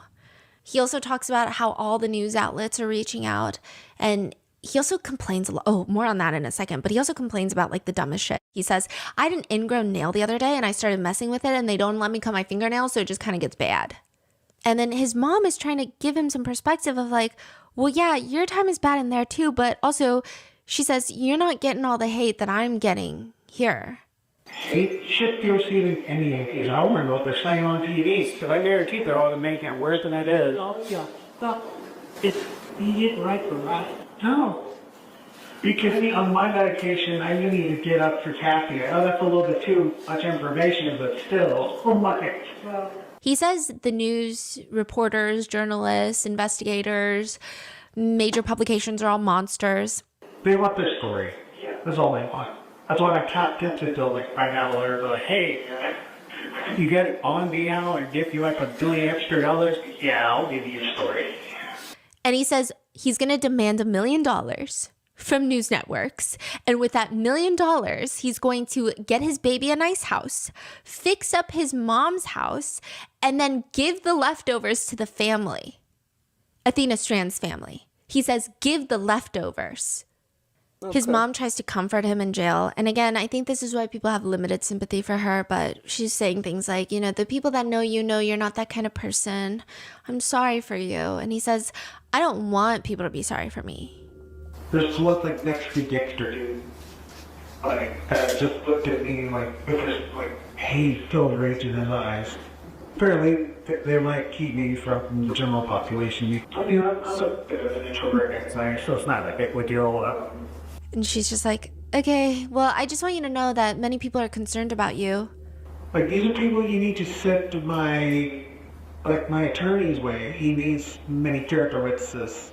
So these are court-appointed attorneys, so it's hard to, yeah. He's proud about that, huh? Yeah. He's actually working his ass off right now, as far as I'm concerned. And I just imagine the attorneys hating their lives sitting next to him. I can sense it on the cameras.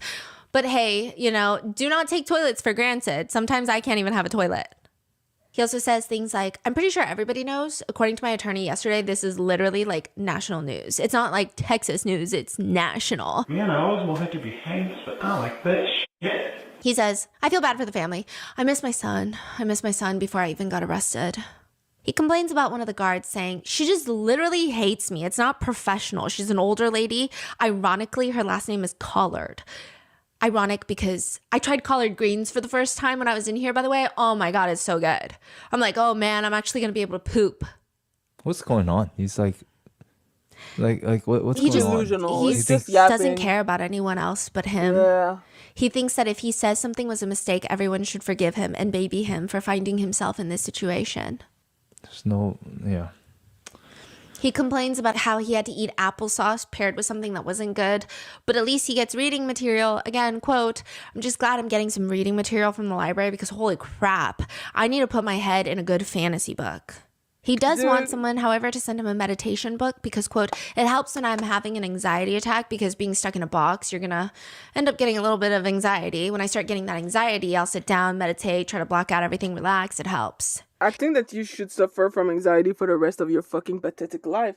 And here's the thing, right? I believe in rehabilitation. I believe that if you pay for your crime, you go to jail, you do your time, you should have the right to, you know, if you do the time, you pay for your crime. You feel bad. You take accountability. You don't center yourself. You center the people that you wrong, etc., etc., etc. Nobody owes you forgiveness. But technically speaking, you did the work, right? This motherfucker doesn't sound like he did shit. This motherfucker doesn't even sound sorry. That's not the type of person that I'd be like, yeah, like I believe in rehabilitation. When I hear him talk, I don't believe in rehabilitation. And I believe in rehabilitation, but not when it comes to him. He doesn't sound rehabilitated. Obviously, that's because it hasn't been long at that point that he was arrested and everything, and there was still a trial. But like, he really doesn't sound like he's fucking sorry. He doesn't sound bad. He never talks about the fucking victim. He doesn't give a fuck. He doesn't even care when his mom is like, yo, I'm getting so much hate because I fucking birded you, you piece of shit. Like, this man does not sound sane and he doesn't sound sorry. Bruh. He also wants manga, Dragon Ball Z manga. And when this part is played out in court where he talks to his family about wanting them to send manga, he laughs into his hand, like he chuckles as if like, oh my God, look at me being so quirky. There were envelopes found in Tanner Horner's jail cell, and all of them were titled. So one of them is for Athena's family. One of them is detectives only. One of them is Legacy Church, and one of them is for Cassie. He had these all sprayed out. And this is where I say the timeline gets very confusing. So at first when he is talking about what happened, he's like, I don't know what happened. I'm just as sad as everybody else. I'm a father. And then he's like, oh yeah, I did deliver a package. Well, no, he says, I don't remember delivering a package. Then it goes to, I did deliver a package. I saw a man with a green van. And then it goes to, I backed up into her and she was dead. Then it goes to, I backed up into her, she was alive. And then Zero took over. And then now back in jail, he's like, actually, I'm getting framed. That's where the letter comes from. And I'm going to read you all the letters, okay? But to the one to Athena's family, it reads, to Athena's family, I wanted to start off by saying how sorry I am about Athena. The entire time I've known my legal counsel, they've continued to tell me how I don't need to apologize. I shouldn't apologize until the trial. I don't think this is true, but frankly, I can't hold it in any longer. I've done a terrible thing to your family, and I'm sorry. I can't tell you how many countless nights I've stayed awake, unable to sleep. I pray for all of you. So many were affected by my breakdown, not just your family, but my own as well. You'll never get to see your baby girl grow up, and I'm sorry. Now, my son is going to grow up without his father and protector. I owe it to you to explain where my mind is at. Let me start by saying that I have Asperger's syndrome. In other words, I'm on the autism spectrum. I don't do well with change or things that are unpredictable in nature. When I first started as a driver at FedEx, I was given a singular route, and that route wouldn't change for a while. After a bit, my employer started making random changes in my route, avoid adding stuff from other routes so they could make more money.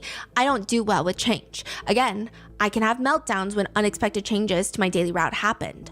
It was bad one day. I started to have suicidal episodes. I had to leave early that day or I was going to walk myself into oncoming traffic. The only thing that stopped me was thinking of my son growing up without his father. So I took off for a week and sought out help. I got put on medication, and a week later I was back at work. I've let my employers know how I needed to keep a consistent routine and I wouldn't have any issues. However, I was ignored. When I returned, they did the opposite of what was good for someone like me. They put me on as a floater. They put me on a different route every day, every time. I reminded them that I needed to be on a routine, and it was like it would go in one ear and out the other. My mental health started to steadily get worse because of it. I couldn't just quit either. I had a son and I had to take care of him. Then on top of that, certain aspects of my home life started to fall apart as well. I guess they got sick of me constantly telling them that I needed consistency because they sold me off to another company without having any say in the matter. In hindsight, I'm starting to think that they were attempting to get me to quit, which in retrospect was kind of scummy. After a while, with the new contract I started with Big Top Spin, my life started to kind of fall back into place. I got a car again, but I was consistently stressed and had multiple minor meltdowns because even the new company had no regard for my mental health because they still refused to put me on a consistent route. The holidays came and my stress only multiplied. They forced everyone to work 6 days. 6 days as volume got higher and higher, and it was all the wrong place and the wrong time. I'm sorry I allowed my mental state to be unstable. I'm sorry I took away your little angel from you. She didn't deserve it. You all didn't deserve it. My son didn't deserve to lose his father. My mother didn't deserve to lose her son. My fiance didn't deserve to have her wedding day stripped from her. I pray that my death eases your suffering in some way. The only thing I can think of is for forgiveness and for you to remember my son and show him some grace and mercy, for he no longer has his father. I love you all and I'm sorry, Tanner Horner. What do you mean I love you all? At least your son is alive! That also pisses me off. Like, I mean, everything about this letter pisses me off, but the I love you all. So what are these letters intended for? Like, he just wrote it. He wanted to. He did try to self-exit in jail. Yeah, that's what I thought. Okay. But I don't know if it was a full-hearted attempt. These letters are insulting, Yeah. right? they're Only putting stupid. salt on the wound even more. I feel like his, and I never say this because, okay, but I think that his self-exit in these letters was performative at best. It's just the most empty attempt at appearing remorseful. Because even previously, during the interviews when he was requesting to take a month for his son, they keep trying to bring him back to, as a parent, because you keep mentioning you're a parent. My question to you was, if Athena's parents were here, put yourself in their shoes for a minute, what would you say to them? I don't know what I would say. I mean, would you apologize to him? Would you explain why you did this? Or, I don't know what I would say. I would be speechless. No one deserved any of this. And it almost seems like he's counting himself as no one. The defense attorney during cross for the lead detective says, but you would agree with me that he told you several times that he felt bad about what happened and expressed, he may not have said, I feel bad, but he expressed his emotions about what happened. Bruh. And the detective leans into the mic in court during the trial and says, yes, ma'am, I did not believe him. Ranger Espinosa, you also recognized that Tanner was being remorseful as well, didn't you? No, ma'am. You don't recall telling him, I see remorse in you, I see regret in you? That is part of an interview tack in order to maintain rapport. Later on, they also bring up the Google searches that were made. Okay, so there is a search that he was looking at a 3-circle Venn diagram for the 3 things being autism, Catholicism, and nerd shit. So the circles for autism and Catholicism overlap with clearly defined rules, hierarchies, and rituals. The circles for autism and nerd shit overlap at obsession over fine details. The circles for Catholicism and nerd shit overlap at silly outfits and complicated lore. And all 3 circles overlap together with BDSM. Like, he's just looking up things like this.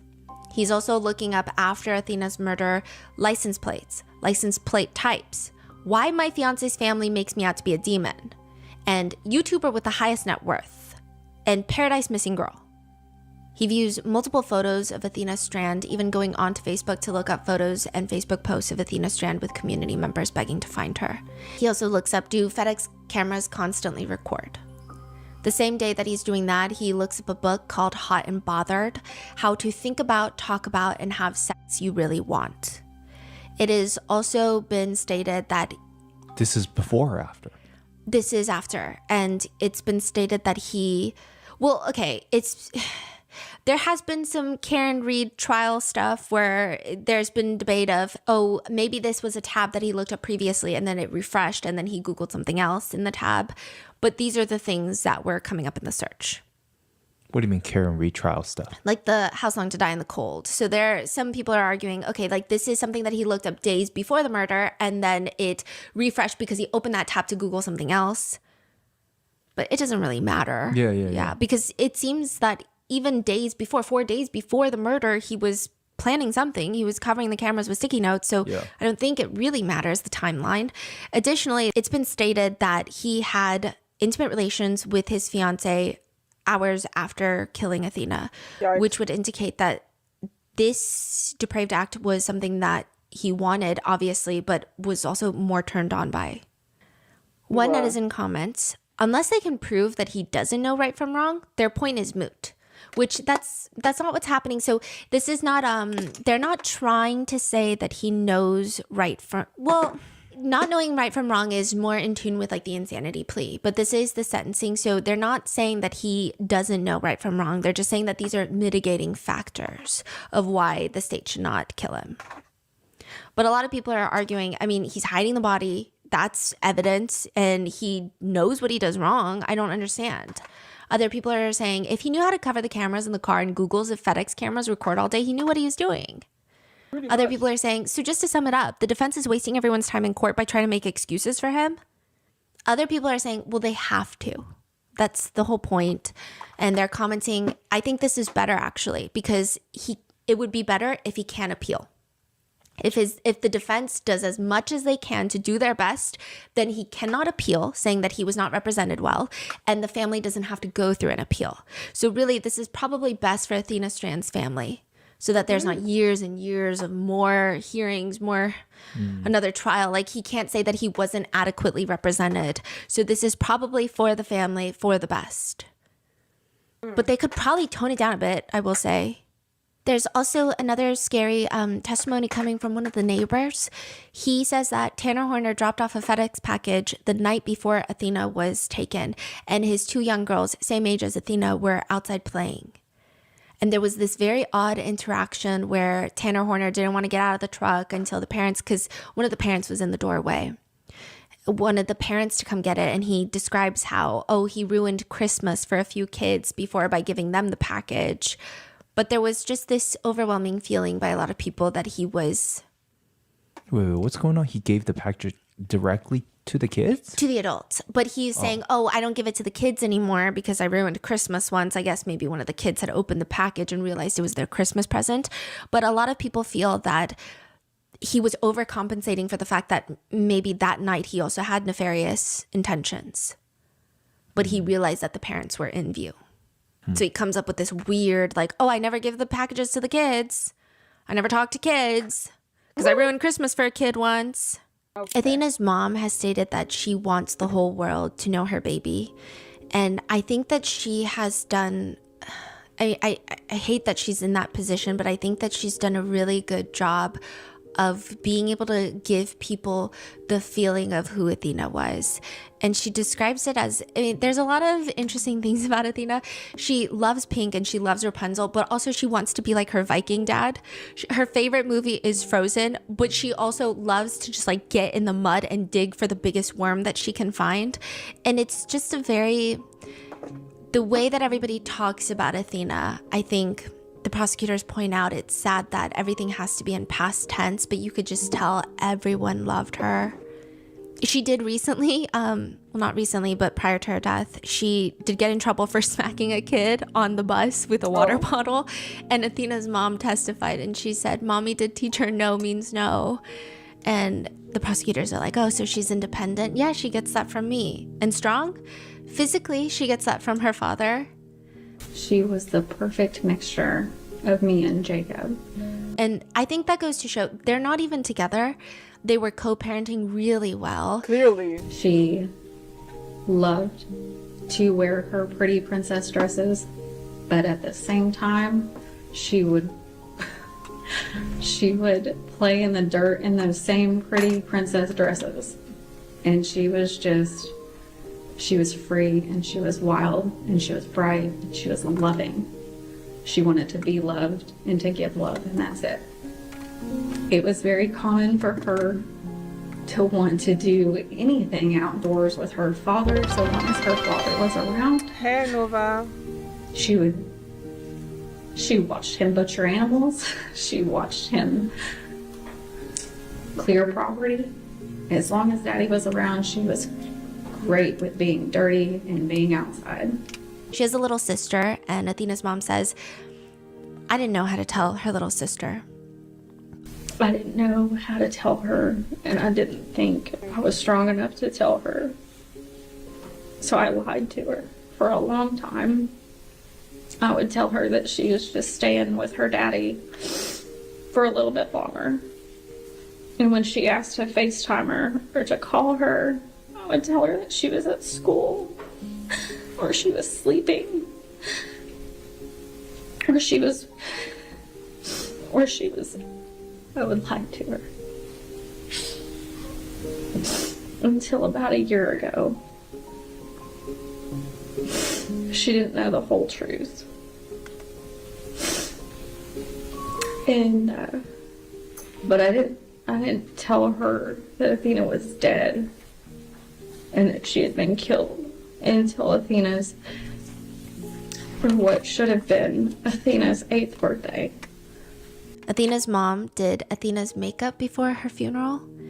So she didn't want Jacob to see the handprints around her neck. So Athena's mom made sure to do Athena's makeup, and she didn't like the dresses they had, so she was just like mindlessly roaming around Walmart looking for the perfect dress. But like, how can you find the perfect dress? The prosecutors ask her, why did you make it a point to be at every hearing that we've had in this case? And she says, because I had to cover up the handprint bruises around my daughter's neck, and because she no longer has a voice. And I want people to know that she's not just some story, she's not just some number, she's not just some picture you see in a headline. She was loved, she is loved, and she's missed, and she was real, and she had a life, and she wanted to live. And no one can take that from her. Not a single person can take that from her, and I will be her face, and I will be her voice, and I will make sure every person in the world knows. After I'm done with this stream, I plan on watching horror and anime. That's my plan for today. I don't plan on... Well, yeah, that's my only plan for today. God damn it.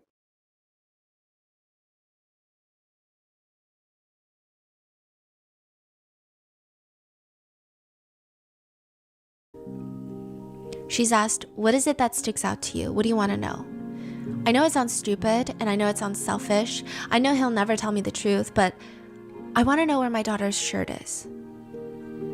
I want to know everything, but he won't tell me that, and I highly doubt that he cared enough to pay attention to when my daughter took her last breath. Because I brought her into this world, and I know when she took her first. I was there for that. I was there when she took her first steps and she said her first word, but I wasn't there when she took her last. Woo! So I want to know where her shirt is. Woo! Maybe because... Jesus! Maybe he could give me that much grace. God dang. Athena's mom, Ashley, also testified. She says her favorite picture of Athena is, she's very much an outdoorsy kid, and it's she's about 5 years old in this picture, and her and Alice had been playing outside in the mud all day long, and she comes up to me and she's holding this gross little worm in her hand. She's covered in mud, I mean head to toe. It's all over her face, and she's so excited to have this little worm. Right. That's my favorite picture of her. Ashley and Jacob divorced after Athena's murder. And Ashley states that definitely this played a huge role in their separation. She says that it didn't just alter their marriage, but it fundamentally impacted her. I'm not the same. I don't trust anybody. I can't. You're just not okay after something like that. Even my 5-year-old says stuff. And her other daughter, Ashley's daughter, she says, I mean, she lost her sister in the most horrific way. Even if a delivery driver just drives down the driveway and she's outside, she runs inside and hides. It's affected her school, it's affected her friends, it's affected her in general. She has nightmares. Aww. Jacob, Athena's dad, also testified, and his body language and demeanor just looks defeated the whole time, and he just keeps saying that he couldn't protect his daughter. I wasn't there to protect them like I should be. Like a father's role. Bro. And even all the little kids in Athena's classroom, Miss Thompson, she testified during the trial, her teacher, and she said that it was really hard. A lot of the kids, this is her quote, some knew that something wasn't right, but I mean, everyone knew that she wasn't there, and I was having to count her absent when she was missing. And a lot of the kids, you could just tell that they were anxious, like they were worried, they knew something was wrong. And once they found Athena's body, she said that it was nearly impossible to go back to work that next Monday, but she had to because, quote, because I knew that the rest of my class needed their teacher and they needed someone to love them and support them and help them walk through this.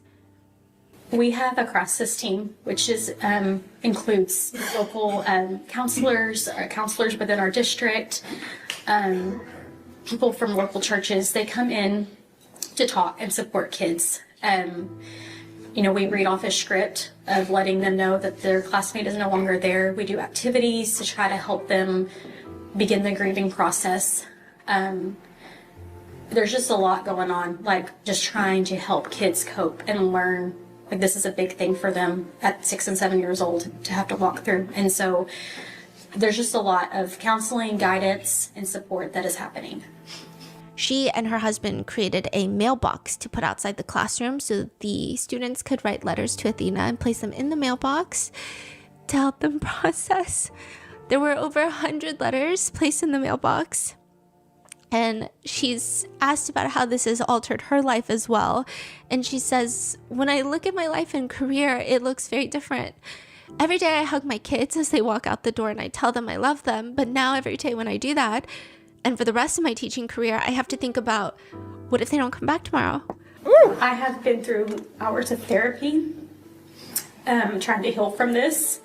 I have lost 2 other students back to back with this tragedy, but this has hit me the hardest. It has forever changed my life, forever changed how I teach my kids. One of the biggest moments of struggle for me was one day I had a little girl. She came out into the hall. This was about 3 months after everything, and she was crying. And she sat down and she said, Miss Thompson, I really miss Athena, but I'm afraid that this is going to happen to me too. She says, even now, there are several kids who are now in the 4th grade and they're still having outside counselors. Several students are afraid to sleep in their own bed and will not play in the yards, in their own front yard. Athena's case took over Texas. People had pink out days. Water towers, city official buildings, homes were all decorated with pink lights.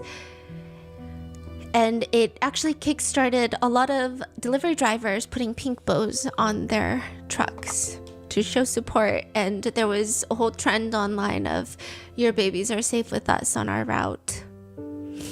And Mattel, the company, the creator of Barbie, they did a huge donation with Athena Strand's family because that was what Athena had gotten for Christmas, and that was what was left on their porch that day. I'm really, really, really like happy to see the outpour of kindness and generosity that came out of this case.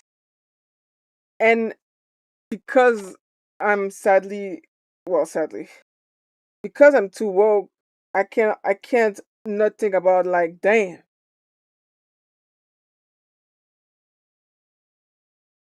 Dang. The good thing she was white, blonde and adorable and innocent. Because I don't think the helicopters and the cops in the community would have done the same if Athena was black or indigenous. And that makes me want to fucking cry. Like, pink out day, pink bow, Mattel making a donation. There's something truly magical about these cases when it's a little white girl. It's like the whole nation rallies behind her.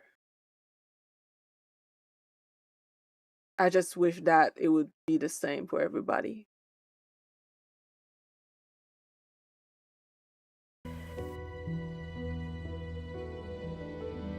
Mr. Horner, if you'd stand, please. It's the order of the court that you, Tanner Lynn Horner, has been adjudged to be guilty of the offense of capital murder as found by the jury. Jury having answered the special issues making it mandatory that your punishment be death, it is therefore the order of this court that your punishment be death.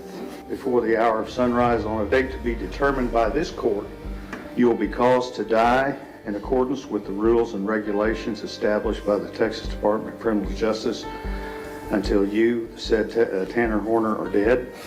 The clerk of this court shall issue a death warrant in accordance with this sentence. I will sign this death sentence as required by law.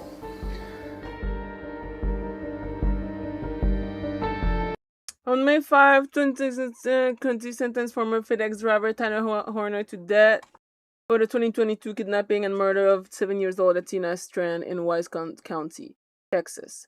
Within a week, his attorney filed the automatic direct appeal required in Texas death penalty case with the Texas Court of Criminal Appeals, and he was transferred to the Alan B. Polonsky unit and placed on death row while that appeal proceeds.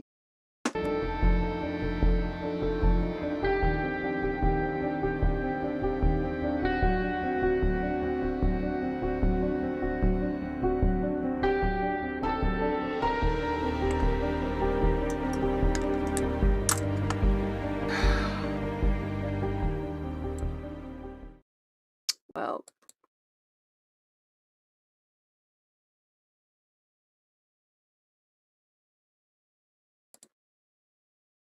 wow. Well, I'm still trying to find out which lashes to put on my eyes. That's the only thing, well, almost the only thing left to do with my makeup. Otherwise, everything else is done. I only need the highlighter, the lips, and the lashes. That's it. I got a few little rainbow eyes. And yeah, I'm gonna go cry now.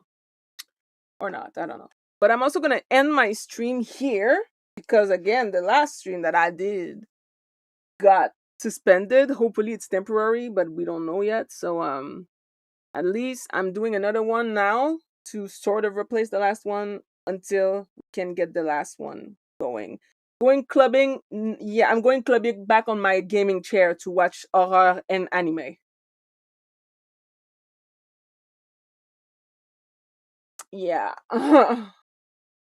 That's what I'm doing. I'll be back later to watch horror and anime. Bye-bye. Take care. Take care of yourself. Take care of your mental health. And I'll see you next time.